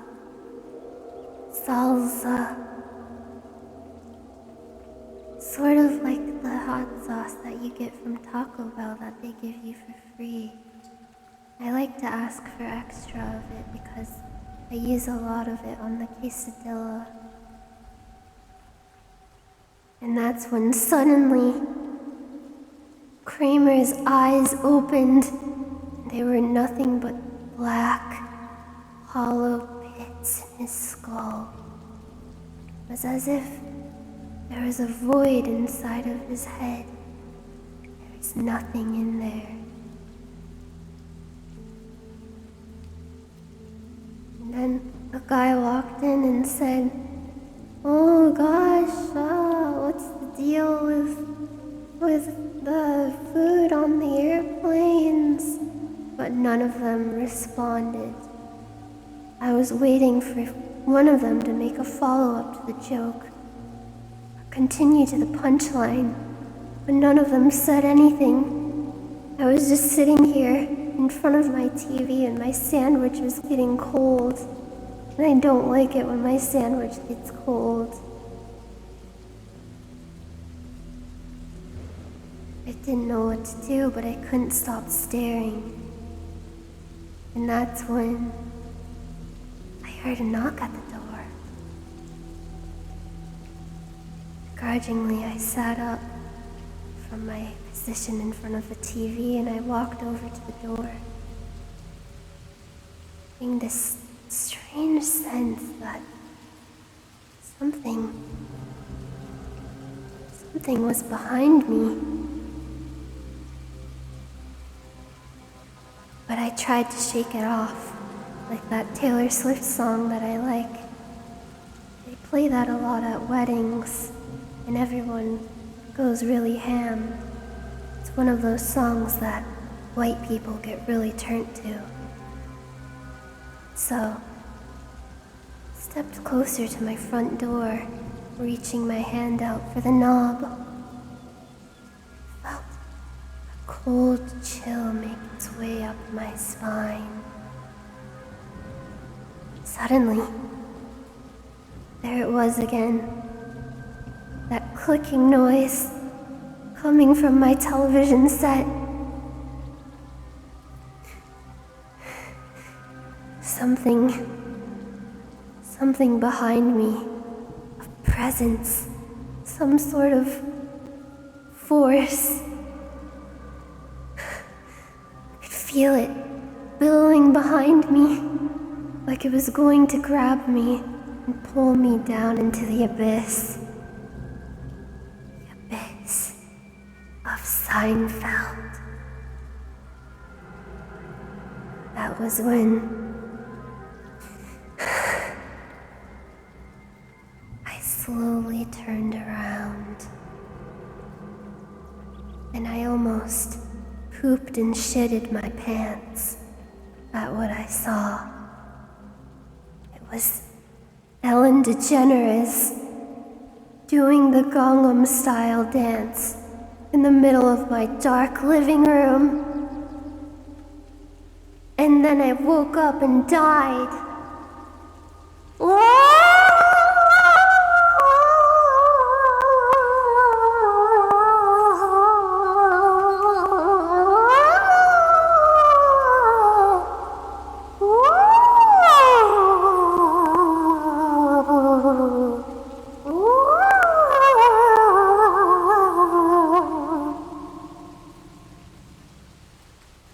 God, that was really scary.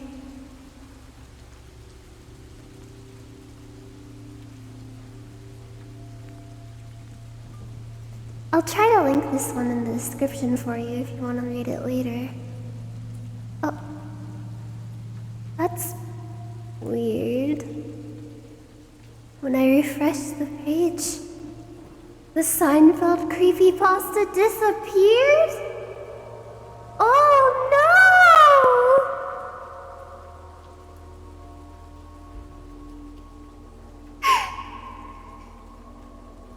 This is really spooky, you guys. Woo! Is there a Bowsette creepypasta? I'm kind of scared to look up something like that. I feel like it's just gonna be like, and then Bowsette showed me her big floppy boobies, and I farted and shitted.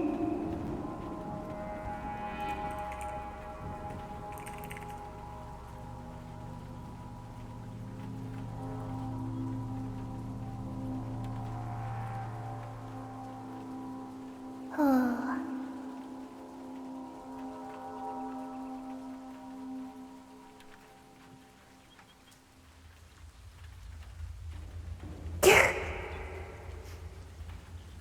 I can't find any.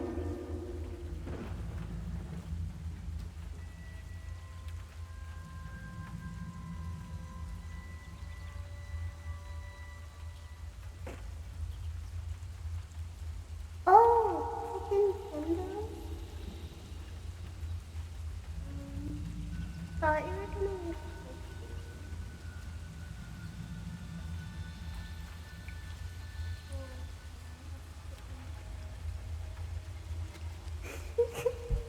Sometimes you just gotta have chicken tenders.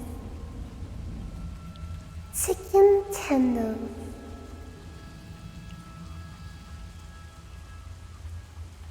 I was talking to a ghost. I was talking to a ghost, and I asked for chicken tenders.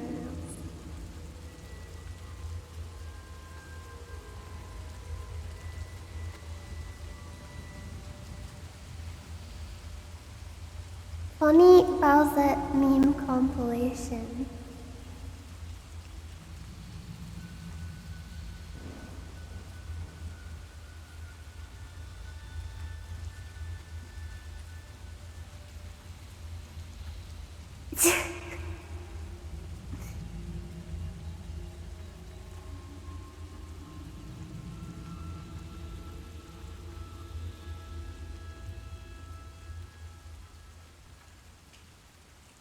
Chicken tenders creepypasta. It could work.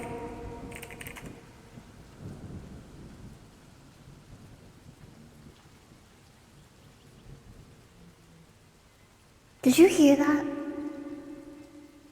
sounded like a big truck going.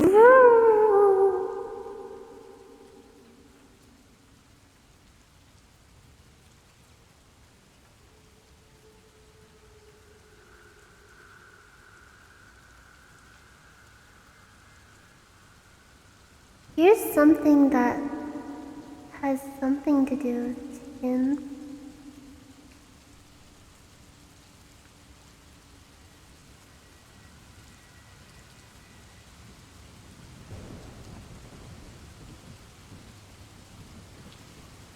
I don't know, this is a pretty hard topic for a creepypasta. One time, I bought some chicken tenders from the frozen aisle of the grocery store. And when I got home, I opened up the bag, and there was no chicken tenders in the bag. I was really upset.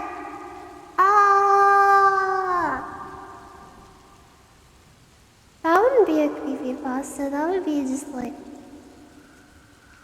I would be really, really bummed.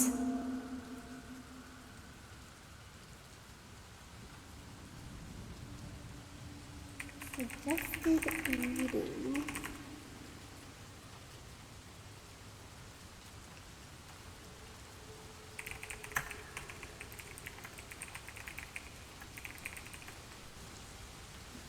Ew, fish sticks. That sounds disgusting. Frozen fish stuff always tastes really bad because when fish isn't fresh, it gets that ultra fishy taste. Gotta have it fresh. Ba-da-da-da-da. I'm loving it.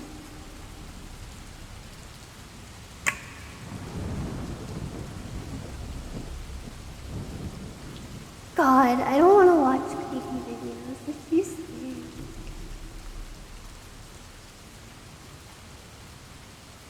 Oh, there's a creepypasta classics wiki.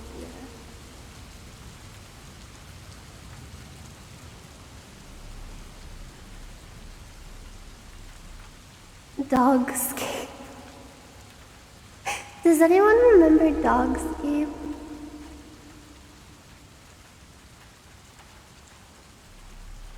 Everything becomes dogs, I guess.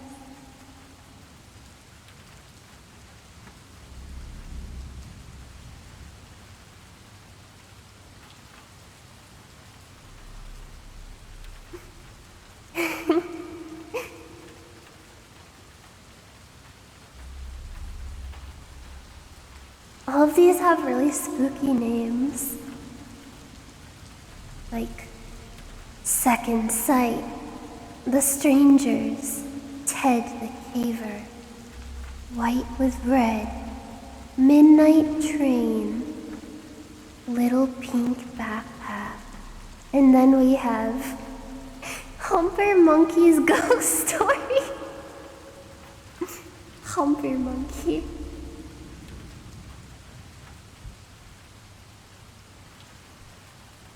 Number 15, Burger King foot lettuce.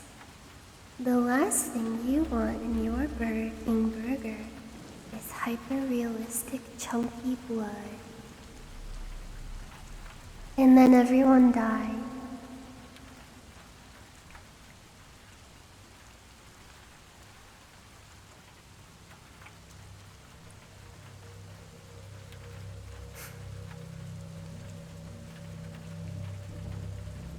Humper monkey.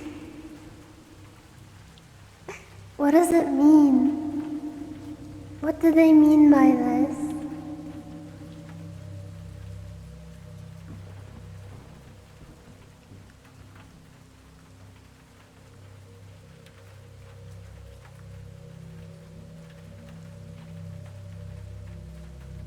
Hyper-realistic foot lettuce.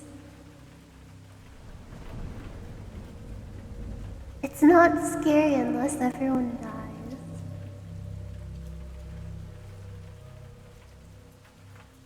Should I read Smile Dog? Ooh, the picture is scaring me. Ooh, I don't like it.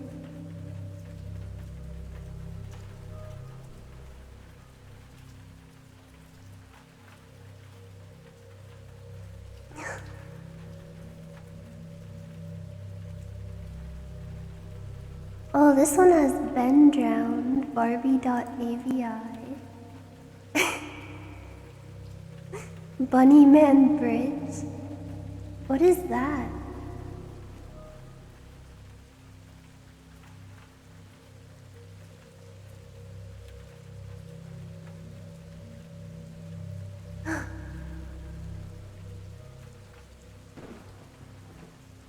Oh, I think I found the scary one that I read forever ago. It's called Peripheral Vision.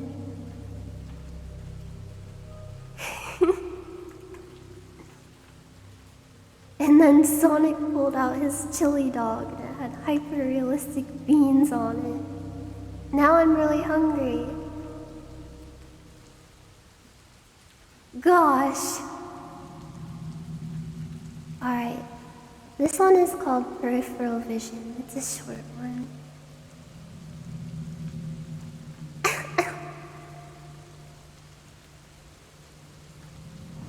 Have you ever gotten a glimpse of something out of the corner of your eye?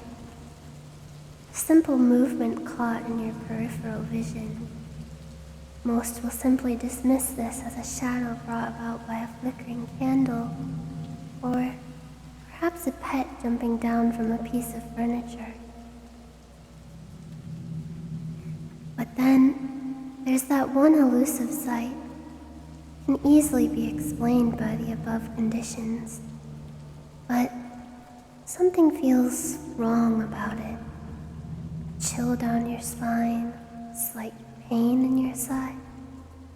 Maybe even a complete blanking of your mind, only to recede moments later.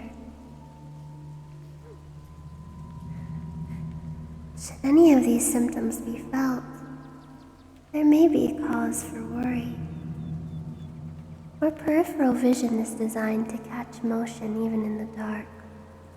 This was used to defend against predators in our early days, and as with many aspects of our human nature, it has remained but weakened.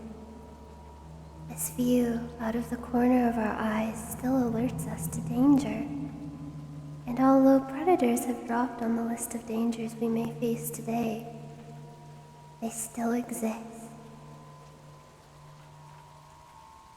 So do you ever feel that chill in your back? Try not to focus on that shadow you saw in the corner of your eye. It might be better not to see. Ooh.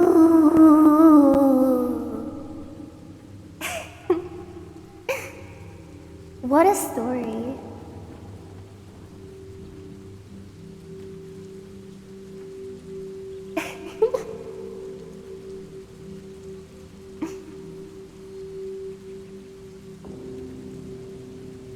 Oh, Ben Drowned is a really, really long story.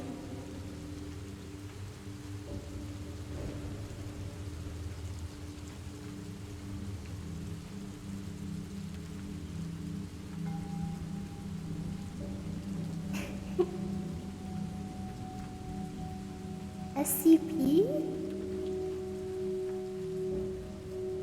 What is a scary SCP?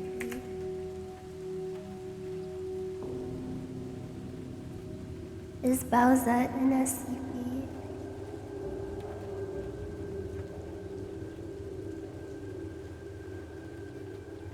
Ew. Ooh.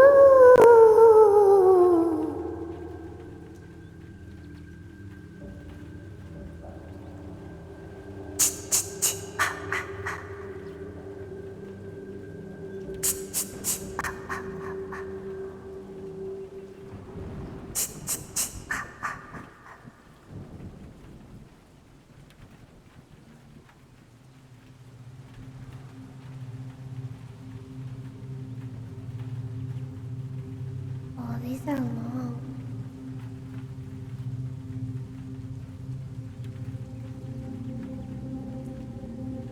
The zombie one where they're like conscious zombies. 682? There's a lot of these. I didn't know there were so many of these.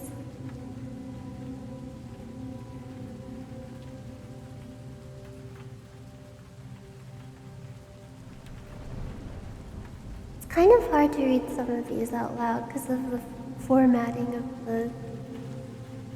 the transcripts of stuff.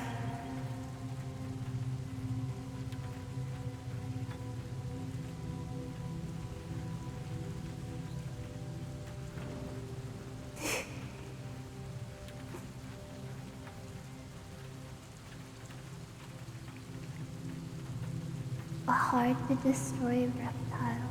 Where do the people get the, like, the pictures for these SCP things? 3, 4, 3. God.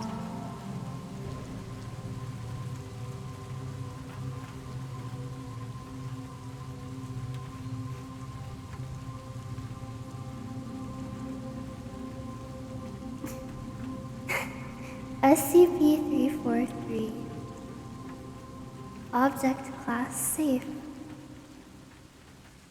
Special Containment Procedures. SCP-343 resides in a 6.1 meter by 6.1 meter, 20 feet by 20 feet room at Minimal Security Site 17. It should be brought any items it requests and visited by at least one staff member each day. Attempts to add further safety precautions or required clearances are unnecessary or impossible due to the nature of SCP-343. Description: SCP-343 is a male, seemingly raceless humanoid in appearance, with apparent omnipotence. SCP-343 was discovered walking the streets of Prague and detained after a staff member witnessed him disappear from the streets and reappear on a rooftop. SCP-343 is detained willingly in his chamber, as containment has proved impossible. Addendum number 3431. SCP-343, colloquially nicknamed God by the staff here, looks like an older man, although his features are different to each observer. In my first talk with him, he claimed outright to be the creator of the universe. When I asked him to prove this, he laughed, walked through the wall of the chamber, and returned a second later with a hamburger in his hand. When I returned for a second visit, the previous bear cell had been furnished in upscale, Old English style, complete with a roaring fireplace, and seemed many times larger than it did from the exterior. SCP-343 greatly enjoys speaking with people and seems to have a knowledge of all topics. Visiting with SCP-343 has become a daily event for many of the staff here, and all employees report feeling generally happier after each visit. Attempts to bar staff below level 3 clearance have proven unsuccessful, as guards assigned to watch the room quit their posts, saying, "You know he likes company," or shrugging when questioned. Since SCP-343 has thus far been harmless, all staff have been allowed access, and somehow they all have time to meet with him for as long as they need. For now, I leave this report open as further questioning of SCP-343 is ongoing. Dr. Beck. Addendum number 2. In regards to document 3431A, There are no relevant records available or seemingly in existence, and similarly, all records of Dr. ever working with SCP-343 or Dr. Beck are missing and presumed non-existent. All staff questioned about the document convey ignorance of document number 3431A and claim not to have met Dr. In a related matter, Senior Officer Dr. Beck has requested a higher staff rotation to increase morale in worse-off sections. This is a very odd request and was the subject of further investigation. Other localized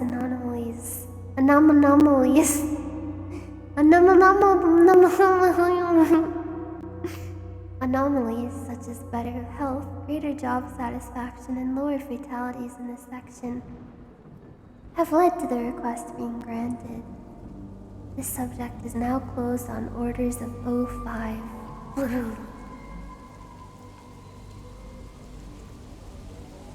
And the rest is just data being expunged and lost.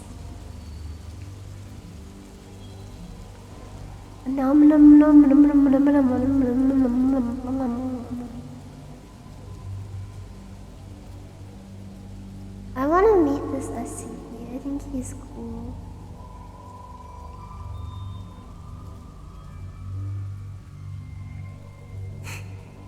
SCP-365 Pool Noodle. A pool noodle? Really?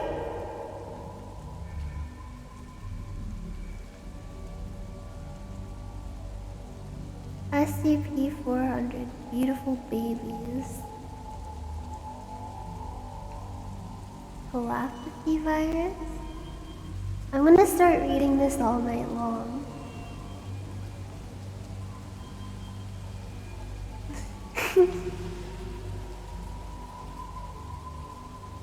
SCP-458 The Never-Ending Pizza Box. 173 The Sculpture. Oh, I remember this one. I remember this picture. It's really scary, but it's just some art installation someone did.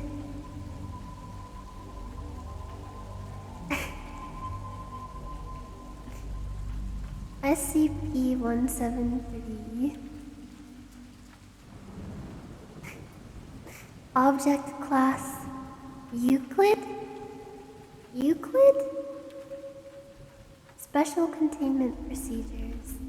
Item SCP-173 is to be kept in a locked container at all times. When personnel must enter SCP-173's container, no fewer than 3 may enter at any time, and the door is to be relocked behind them. At all times, 2 persons must maintain direct eye contact with SCP-173 until all personnel have vacated and relocked the container. Description: moved to Site 19, 1993. Origin is as of yet unknown. It is constructed from concrete and rebar, with traces of Krylon brand spray paint. SCP-173 is animate and extremely hostile. The object cannot move while within a direct line of sight. Line of sight must not be broken at any time with SCP-173. Personnel assigned to enter container are instructed to alert one another before blinking. Object is reported to attack by snapping the neck at the base of the skull, or by strangulation.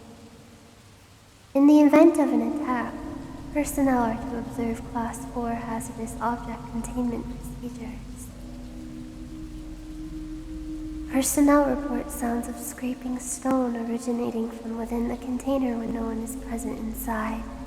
This is considered normal, and any change in his behavior should be reported to the acting HMCL supervisor on duty. The reddish-brown substance on the floor is a combination of feces and blood. origin of these materials is unknown. The enclosure must be cleaned on a bi-weekly basis.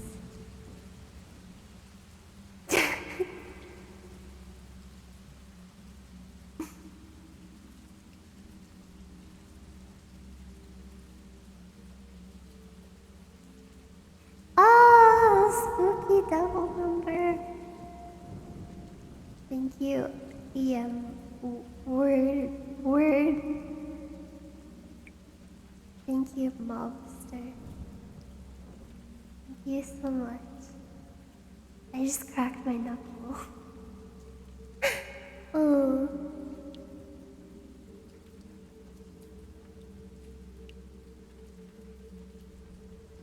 What is $14.99 the gas mask? That sounds scary.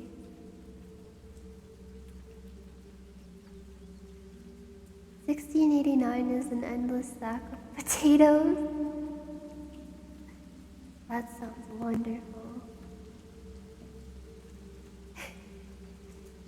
What is SCP-3008?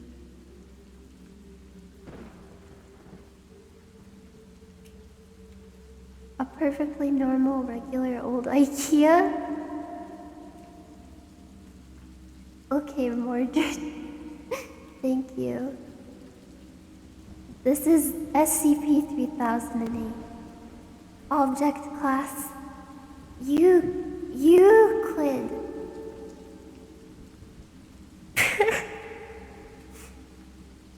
I'm sorry, I have the hiccups again. Special containment procedures. The retail park containing SCP-3008 has been purchased by the Foundation and converted into site. All public roads leading to or passing by site have been redirected.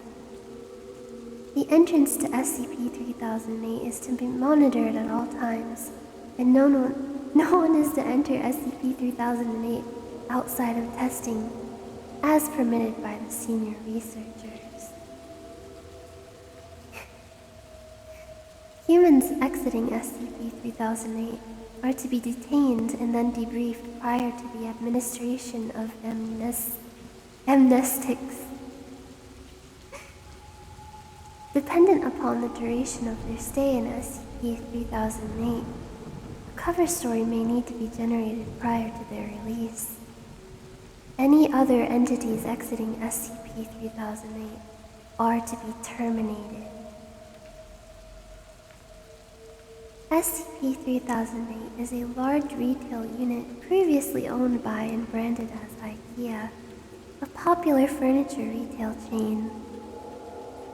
A person entering SCP-3008 through the main entrance and then passing out of sight of the doors will find themselves translocated to SCP-3008-1. This displacement will typically go unnoticed as no change will occur from the perspective of the victim. They will generally not become aware until they try to return to the entrance. SCP-3008-1 is a space resembling the inside of an IKEA furniture store, extending far beyond the limits of what could physically be contained within the dimensions of the retail unit. Current measurements indicate an area of at least 10 square kilometers with no visible external terminators detected in any direction. Inconclusive results from the use of laser rangefinders has led to the speculation that the space may be infinite. I need water.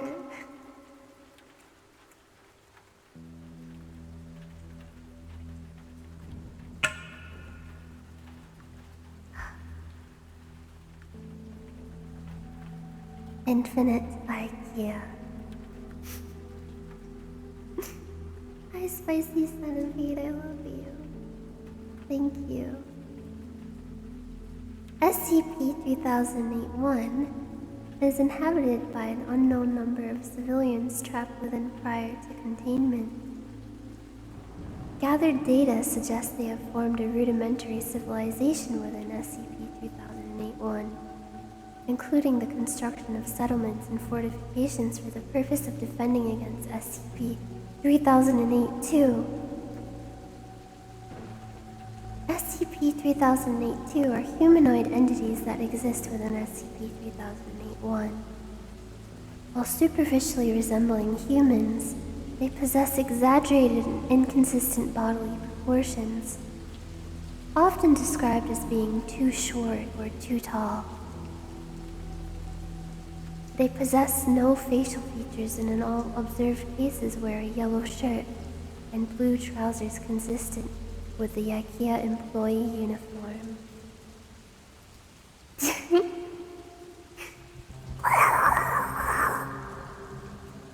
Thank you, Nathan Crumpton. SCP-3008-1 has a rudimentary day-night cycle determined by the overhead lighting within the space activating and deactivating at times consistent with the opening and closing times of the original retail store.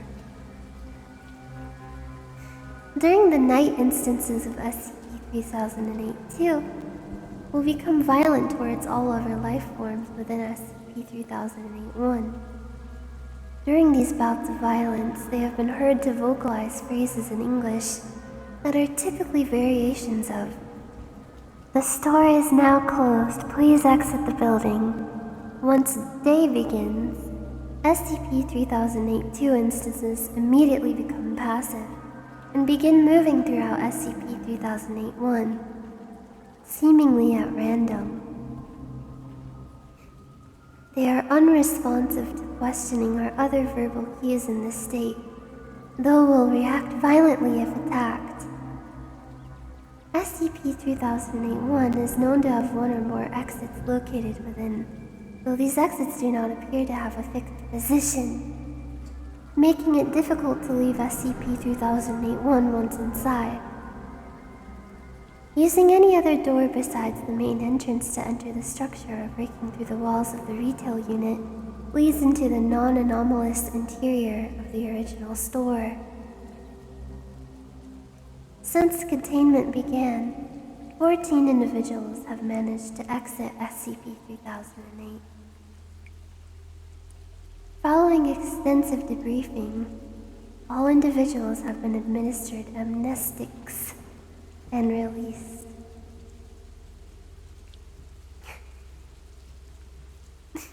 Incident 3008-1 at 0037 on 2000. A human male exited SCP-3008, followed 10 seconds later by an instance of SCP-3008-2. SCP-3008-2 caught and killed the man, before itself being terminated by armed response personnel.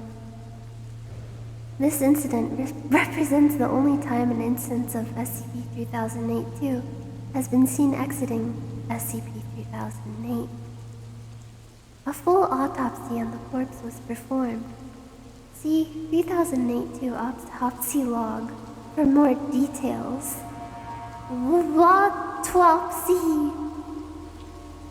The man was carrying an IKEA-branded journal seeming to document his time in SCP-3008-1. Transcribed below verbatim. Well, this is so long. It's very, very long. I need more water.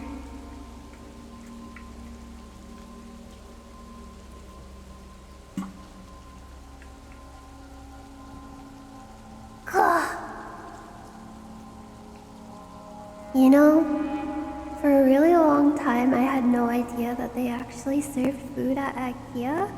So when I heard that they did, I was like, what? They serve food at like a furniture store? I thought it was really weird.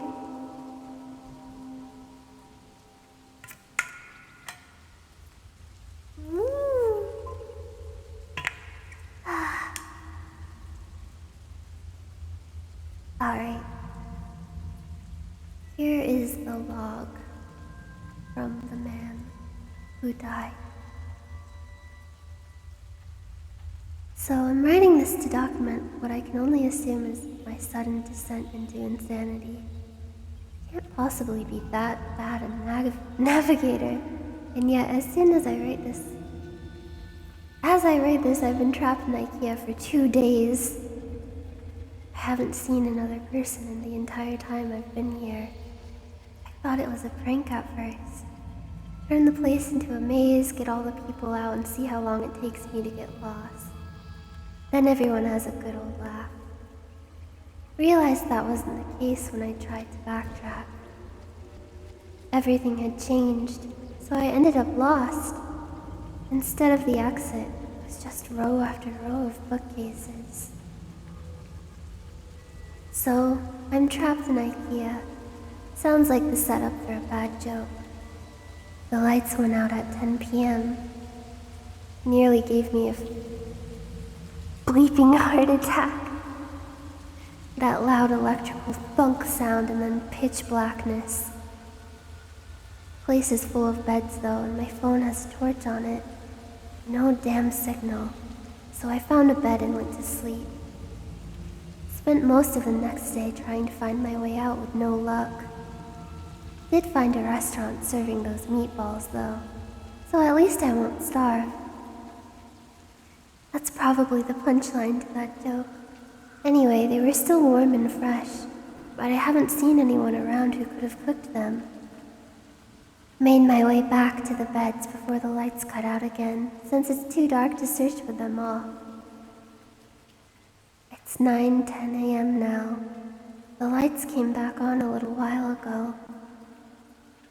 I'm sure I've searched the entire area around where I came in now, and the exit obviously isn't here. So, going to pick a direction and hope for the best. Day 3 of my magical IKEA mystery adventure. I wasn't sure that there was something seriously weird about this place before. I am now.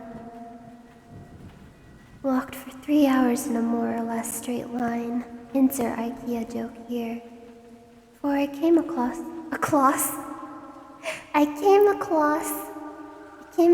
a ladder next to one of those huge stock shelves they have there.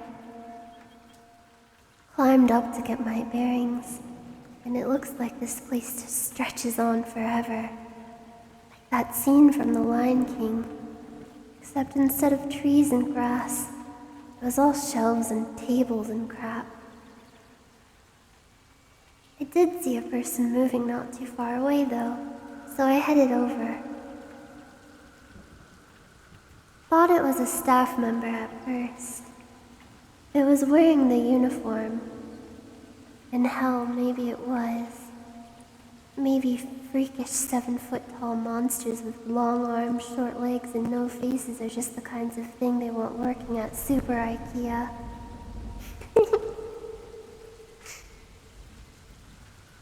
Damn thing completely ignored me though.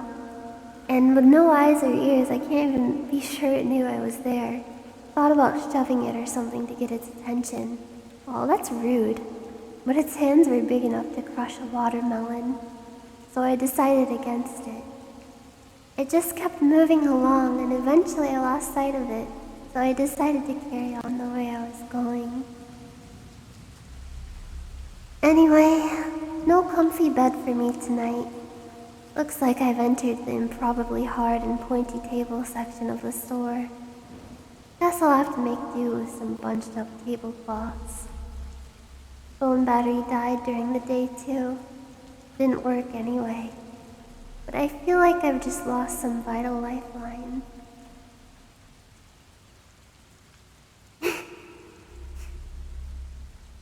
You ever see one of those cartoons where they're going through doors in a hallway and they just pop out of another door in the same hallway? That's how I feel right now. I've seen nothing but the same identical bookshelf. I can't say words. The same identical bookshelf for 2 days now. Just row after row after row of them. I mean, come on. I love books as much as the next guy, but this is excessive. I'm obviously still moving forwards, though. I can see the signs hanging overhead passing by. Too bad none of them say exit.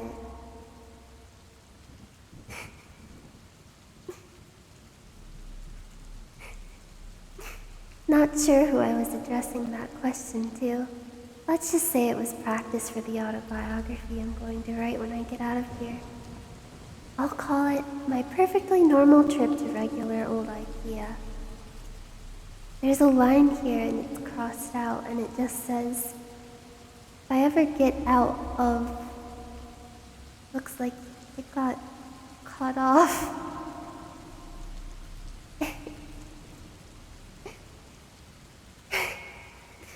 I think I've read Dogscape once, and all I can remember is it's very surreal and everything is dogs for some reason. I really wonder how people come up with stories like that.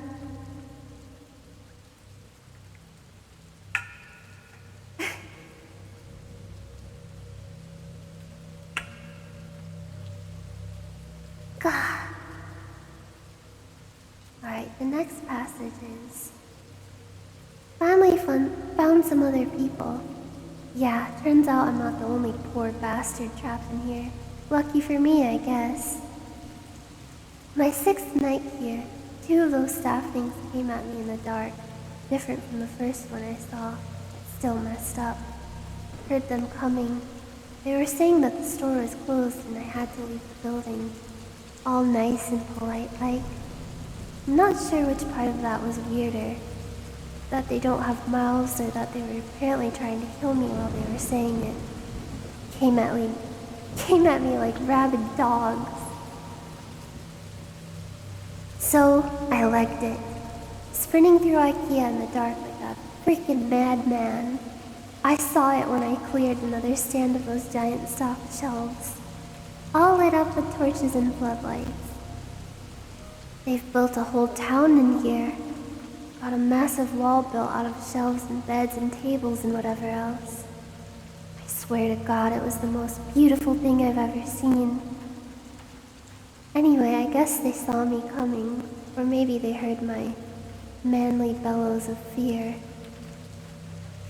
'Cause they had a gate open and 2 people were there waving me in. Heard the staff's things slam into the gate behind me after it closed. Still politely informing us all that the store was now closed. They wandered off eventually, though. They called the town Exchange, because that's what's on the sign hanging from the ceiling directly above it. Exchange and returns. All lit up against the night using lights they found and plugged into the power lines. And there are beds and food and people. Over 50 wonderful people with regular-sized limbs and a full set of facial features. It's now my 7th night here, and the first one not spent in darkness. A full week living in IKEA. There's probably a TV show in that somewhere. Now that I'm around other people, I'm starting to feel more normal. Maybe normal isn't the word, but after a week with only the sound of my own footsteps for company, I was becoming increasingly sure that I'd just gone nuts. That I was tied up in some padded room somewhere, banging my head against the wall. But no, I felt quite sane now, thank you very much. Apparently there are other towns out there, some with more people, some with less. I found that barely mind-boggling. How can that many people go missing with no one noticing? Surely someone would have noticed that everyone who goes to IKEA seems to freaking vanish. Or maybe it's not everyone. Maybe we're just the lucky ones. The people here just call those staff monster things the staff. Apparently they're fine during the day, minding their own business walking the aisles. As soon as those lights go out though, they go freaking bonkers. Bonkers.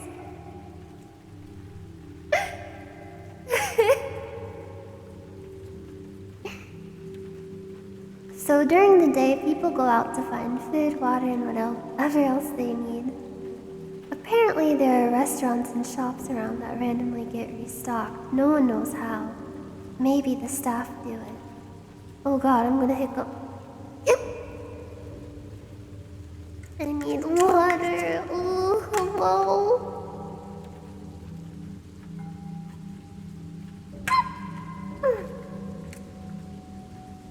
God, that's good. Don't underestimate water. It's really good. Apparently they aren't very good at their jobs though, because the restocking sometimes takes a while, which means the food needs to be rationed. Maybe if they weren't so busy chasing people around in the dark, they'd get more done.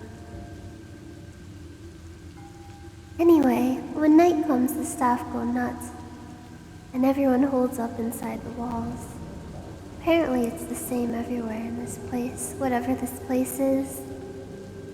The IKEA, from whence all IKEAs sprang. Or maybe we're all just in the regular IKEA, and this is all some fever dream brought on by mind-numbing boredom. Who knows? Here's the next passage from the journal. Been here for 10 days now. Most of the people I asked said they stopped keeping track a long time ago, and one guy, Chris, said he'd been in here for years. Years. Illegible scribbles.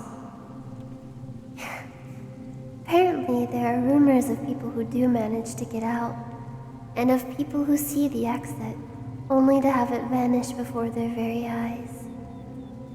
I get the feeling not everyone believes that, but I do. Explains how we got stuck in here in the first place, sort of.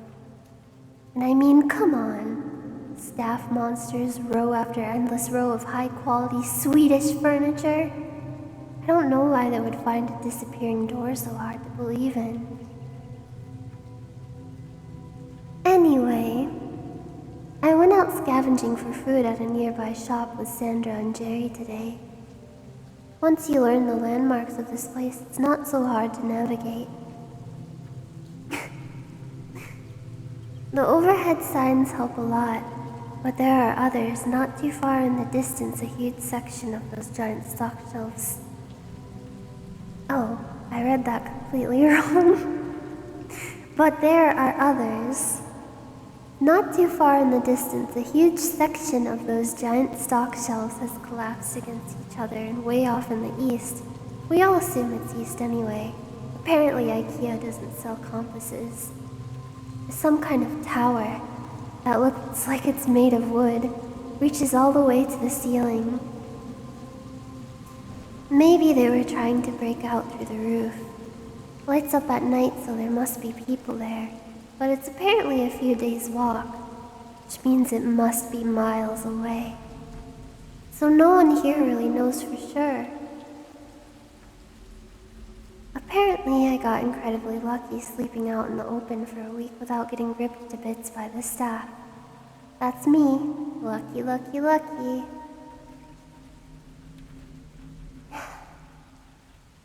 We found some food in the shop. Guess the staff restocked it during the night, which is nice of them.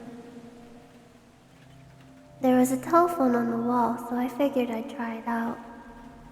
There was a voice on the other end, but they were just talking nonsense. Random words strung together with no real meaning. You ever see a video of someone with aphasia? Kind of sounded like that. Didn't answer me when I spoke to them anyway. Sandra says all the phones in here are the same. Oops, asking the journal questions again. I was thinking last night. The ceiling on this place is pretty high, and as far as anyone can tell, it goes on forever. Shouldn't there be some kind of weather in here? I'm sure I react. I had my cursor over the word red and it looked like it said react. I think I need glasses. I'm sure I read about some NASA building that was so big it had its own weather patterns, with clouds and stuff. This place is definitely bigger than that, but now that I think about it, I'm pretty sure I've never felt so much as a temperature change in here. I'll add it to the grand list of weird bullshit. I'm sorry, bull poop. The staff attacked the exchange last night. Must have been 20 or 30 of them, all just asking us to leave the store calm as you like, while trying to smash the walls down with their bare hands.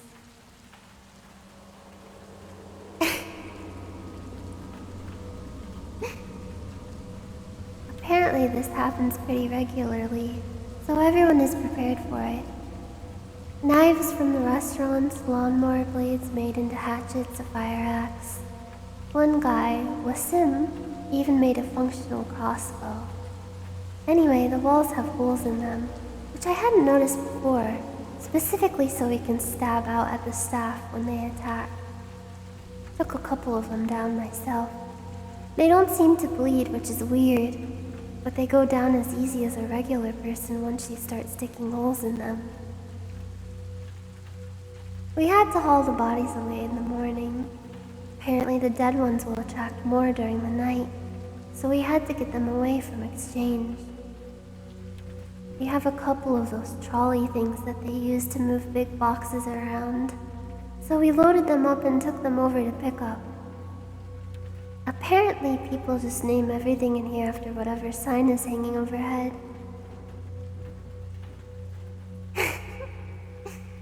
Pickup was grisly. There were hundreds, maybe thousands of dead staff all piled up. There was no smell, which was a blessing.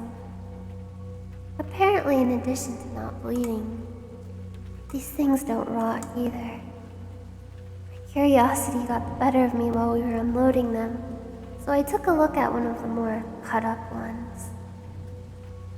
They're just skin, or something that looks like skin, all the way through. No muscle, no bone, no organs. Are they even really alive in the first place? They certainly seem like they have bones when they are moving around, pounding on the walls. And I'm sure I felt more resistance than just skin when the knife went in during the night. Maybe something happens to them when they die. Just one more thing on the ever-increasing list of weird poop that goes on in here, I guess. I need more water.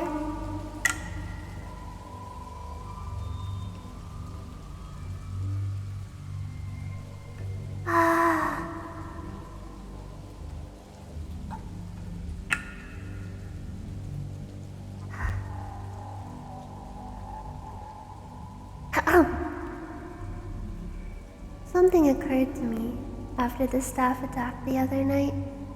Every time you see a situation like this on TV or in film, like it's the end of the world or everyone is trapped on an island or whatever, once groups like ours start to form, people always seem to turn on each other, fighting for food or dominance or whatever else.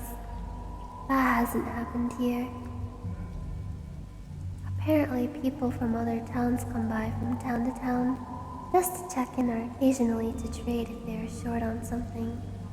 But everything is always cordial, friendly even. Maybe it's the threat of the staff. Or perhaps the constant restocking of supplies in the shops means there's nothing much to fight over. Maybe people are just better than they're generally given credit for. That's a nice thought. I think I'll go with that one.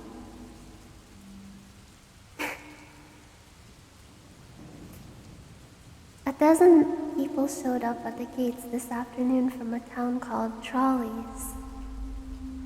Apparently the staff broke through the walls and tore the town apart during the night. These 12 are the only survivors out of over 100. We let them in, obviously. One more point in the human decency column. Later, I asked if anyone knew how many of these towns there were out there. Between us and the new folks, we managed to come up with over 20 names. 20 towns filled with people, and who knows how many beyond that. The motto for this place should be, how is that even possible? Surely someone, somewhere, must be looking for thousands of people that must be in there. I've been here for a little over 2 months now. Not that much changes as it turns out. A couple of new people showed up, same story as the rest of us. Nice little trip to IKEA, and suddenly they're trapped in Billy Bookcase's house of faceless weirdos. The staff attack the exchange once or twice a week. Kill them and haul their bodies off. Sometimes they hurt some of us first. They killed a guy named Jared a couple of weeks back. It was awful, frankly. Turns out regular humans still bleed in here, even if the staff don't. We tried our best, but none of us are doctors. Jared was a good guy. He deserved better. We all do. It occurred to me a couple of days after that. None of us were really looking for a way out of here. I don't even know where we'd start. One of those quadcopter things with a camera attached buzzed past exchange today. I thought it meant that someone was finally looking for us, that help was on the way. Apparently it's not the first time this has happened though. Same thing happened a few months ago and everyone is still here. No idea if it saw us. It didn't stop if it did. Just kept flying until we could no longer see it. Press F for Jared.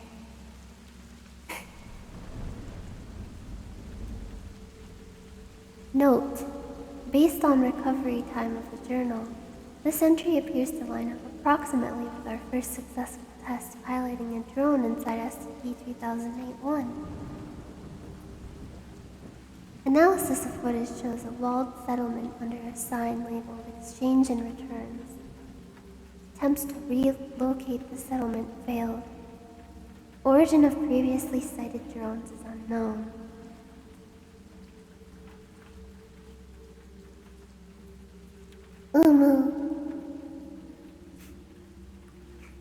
I started talking to people about the stuff they missed from home during dinner today. Probably not the best idea I've ever had. Everyone seemed pretty down after. A bunch of people here have families, husbands and wives, kids, dogs.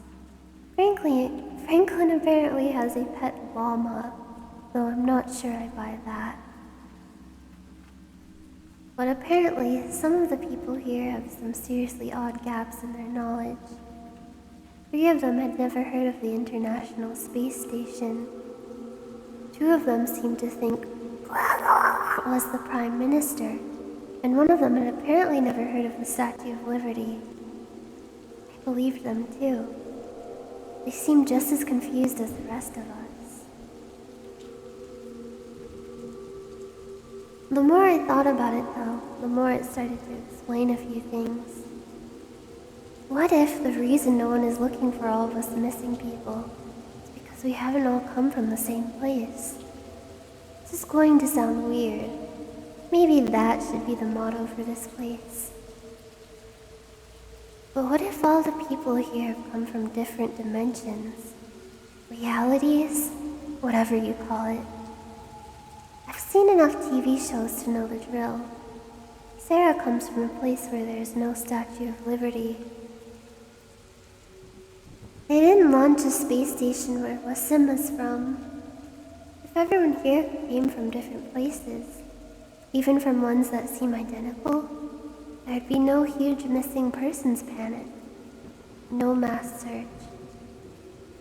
We'd just be a blip. A single missing person in a world of non-stop news. Well, that was a fun train of thought. Ooh, welcome to the IKEA dimension.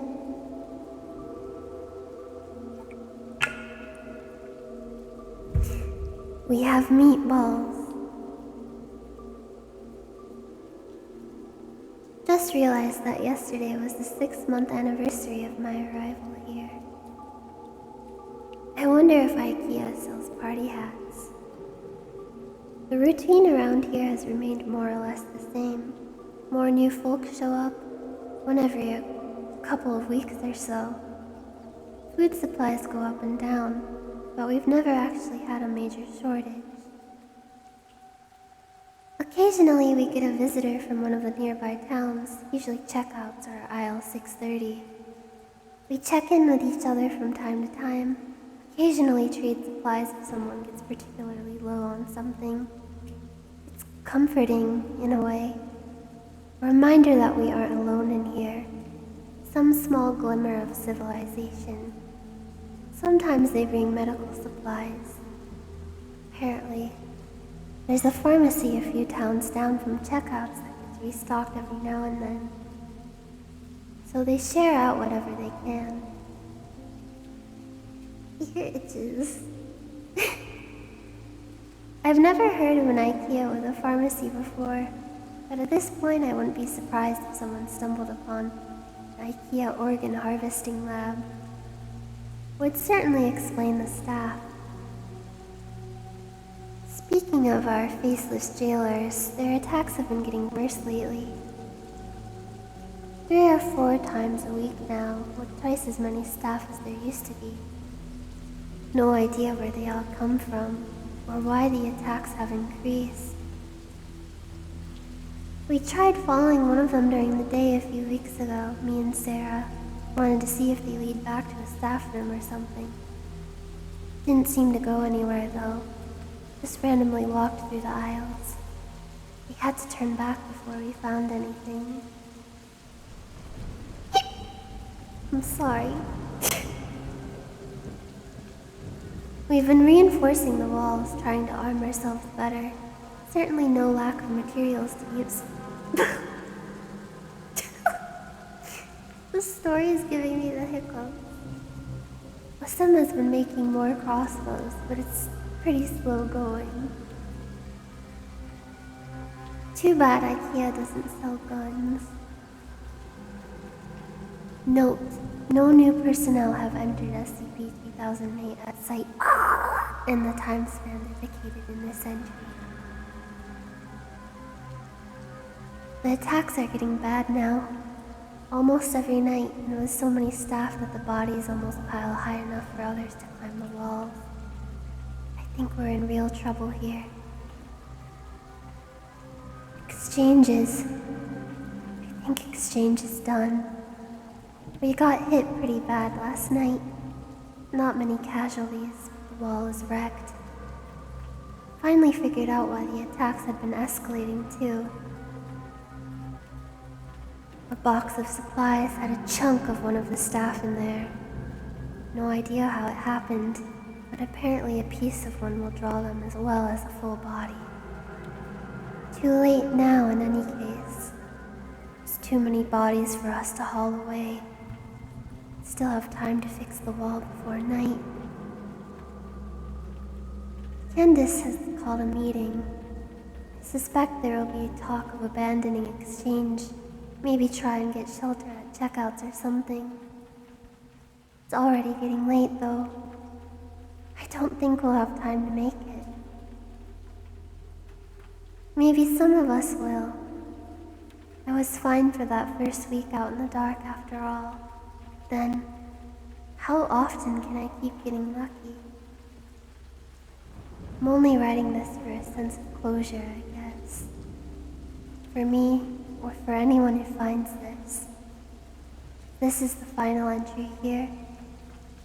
I hope whoever is reading this is doing so from outside of this place. My biggest fear? If I do die tonight, I'll just wake up here again in the morning. Note, this is the last entry. It is assumed that while attempting to reach the checkout settlement, he was separated from the rest of his group by a pursuing SCP-3082 instance and happened upon the exit. Oh, that's sad. Pour one out for my man, lost an IKEA guy. What a sad story.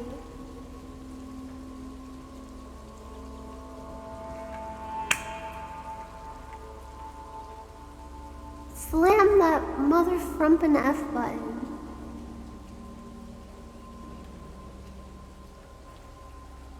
I think that is the last creepypasta that we will read for tonight.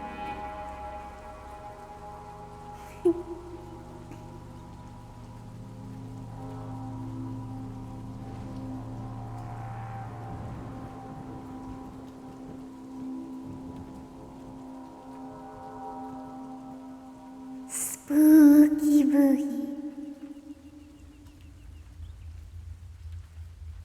Unless there's a really short one I can read.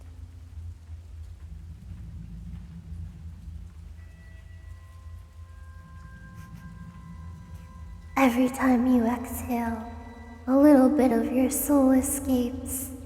Luckily, you almost always inhale quick enough to get it back before anyone else does. Almost. Ever fog up a mirror with your breath? Don't do that. Whoa!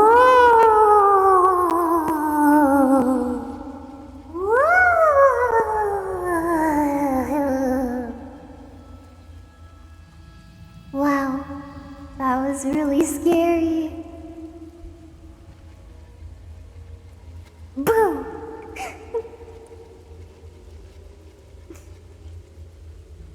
Ugh, my back hurts. I have really poor posture right now. It's because I'm scared. I have to change the title of this stream because at first I was just gonna read Sonic.exe. I thought surely that will last like an hour, but I didn't know it was so short. So I ended up reading like 20 of them. I hope you enjoyed them. Woo!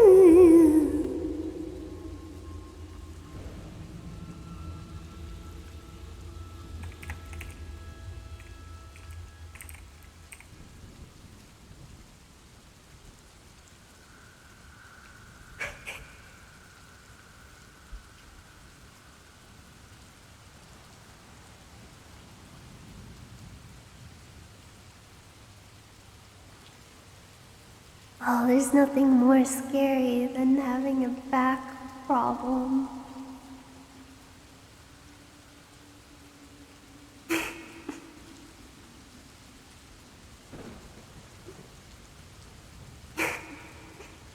Thank you everybody for watching my awful stream.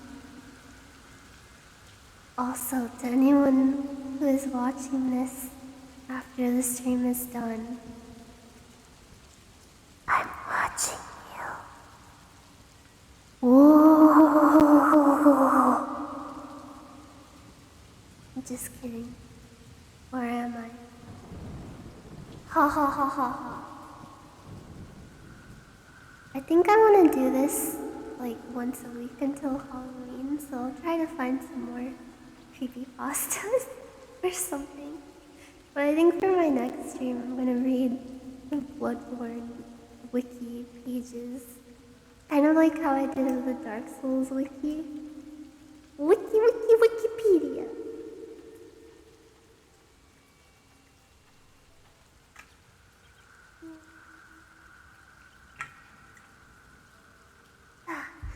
I'm going to stream myself playing spooky video games on Halloween over on my Twitch channel.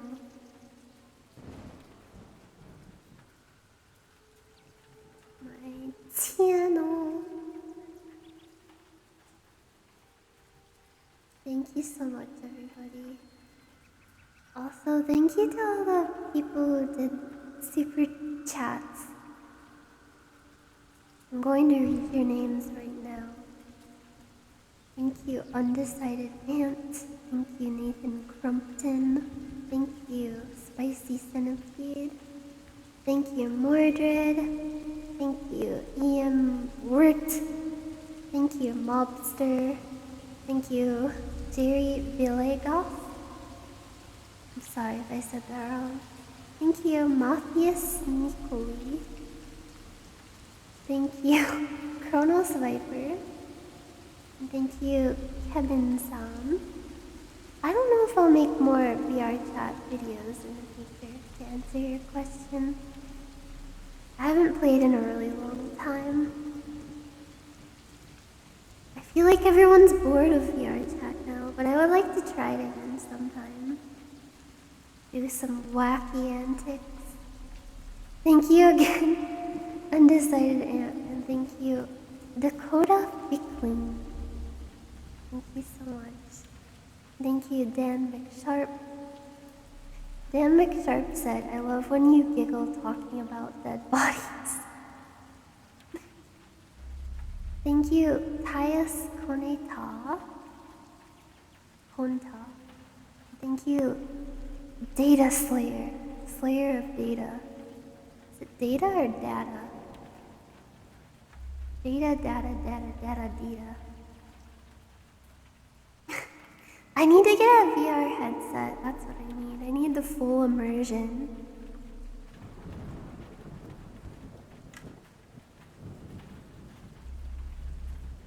Thank you, Ellen DeGeneres. From the Ellen DeGeneres show. I think I'm gonna go eat some dinner now. I hope none of you are like actually scared. If you got scared by anything, just like watch a video of cute animals walking around in a flower field or something.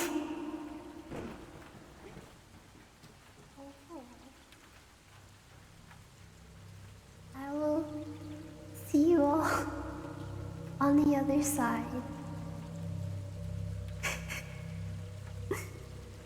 End the stream with the sound of a dead body. A dead body sliding. It's like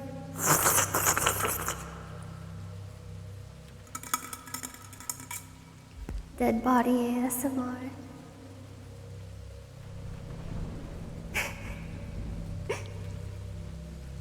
Oh no, I got scared so much that I spooked my entire guts off. I'm never going to play Fortnite again. Yeah, if you're scared, watch Bongo Cat.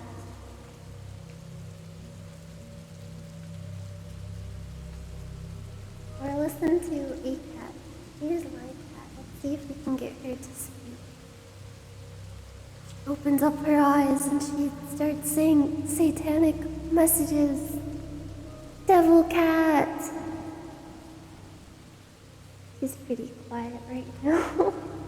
You hear me petting her at least? Here, let me turn the reverb off. Hello, hello, hello, hello. Cat petting ASMR.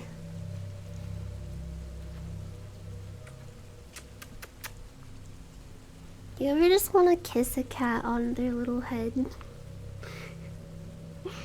It's irresistible. Oh, here's my boy cat. He's very large and his purr sounds like a motor. Let's see if we can get him revved up.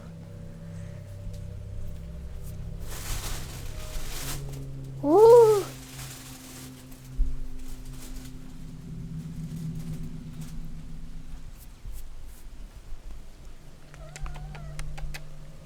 Oh, there she goes. She has a lot to say. Meow.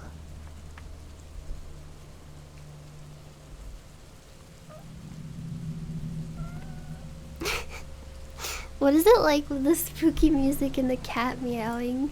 It's like some kind of pet cemetery situation. Meow.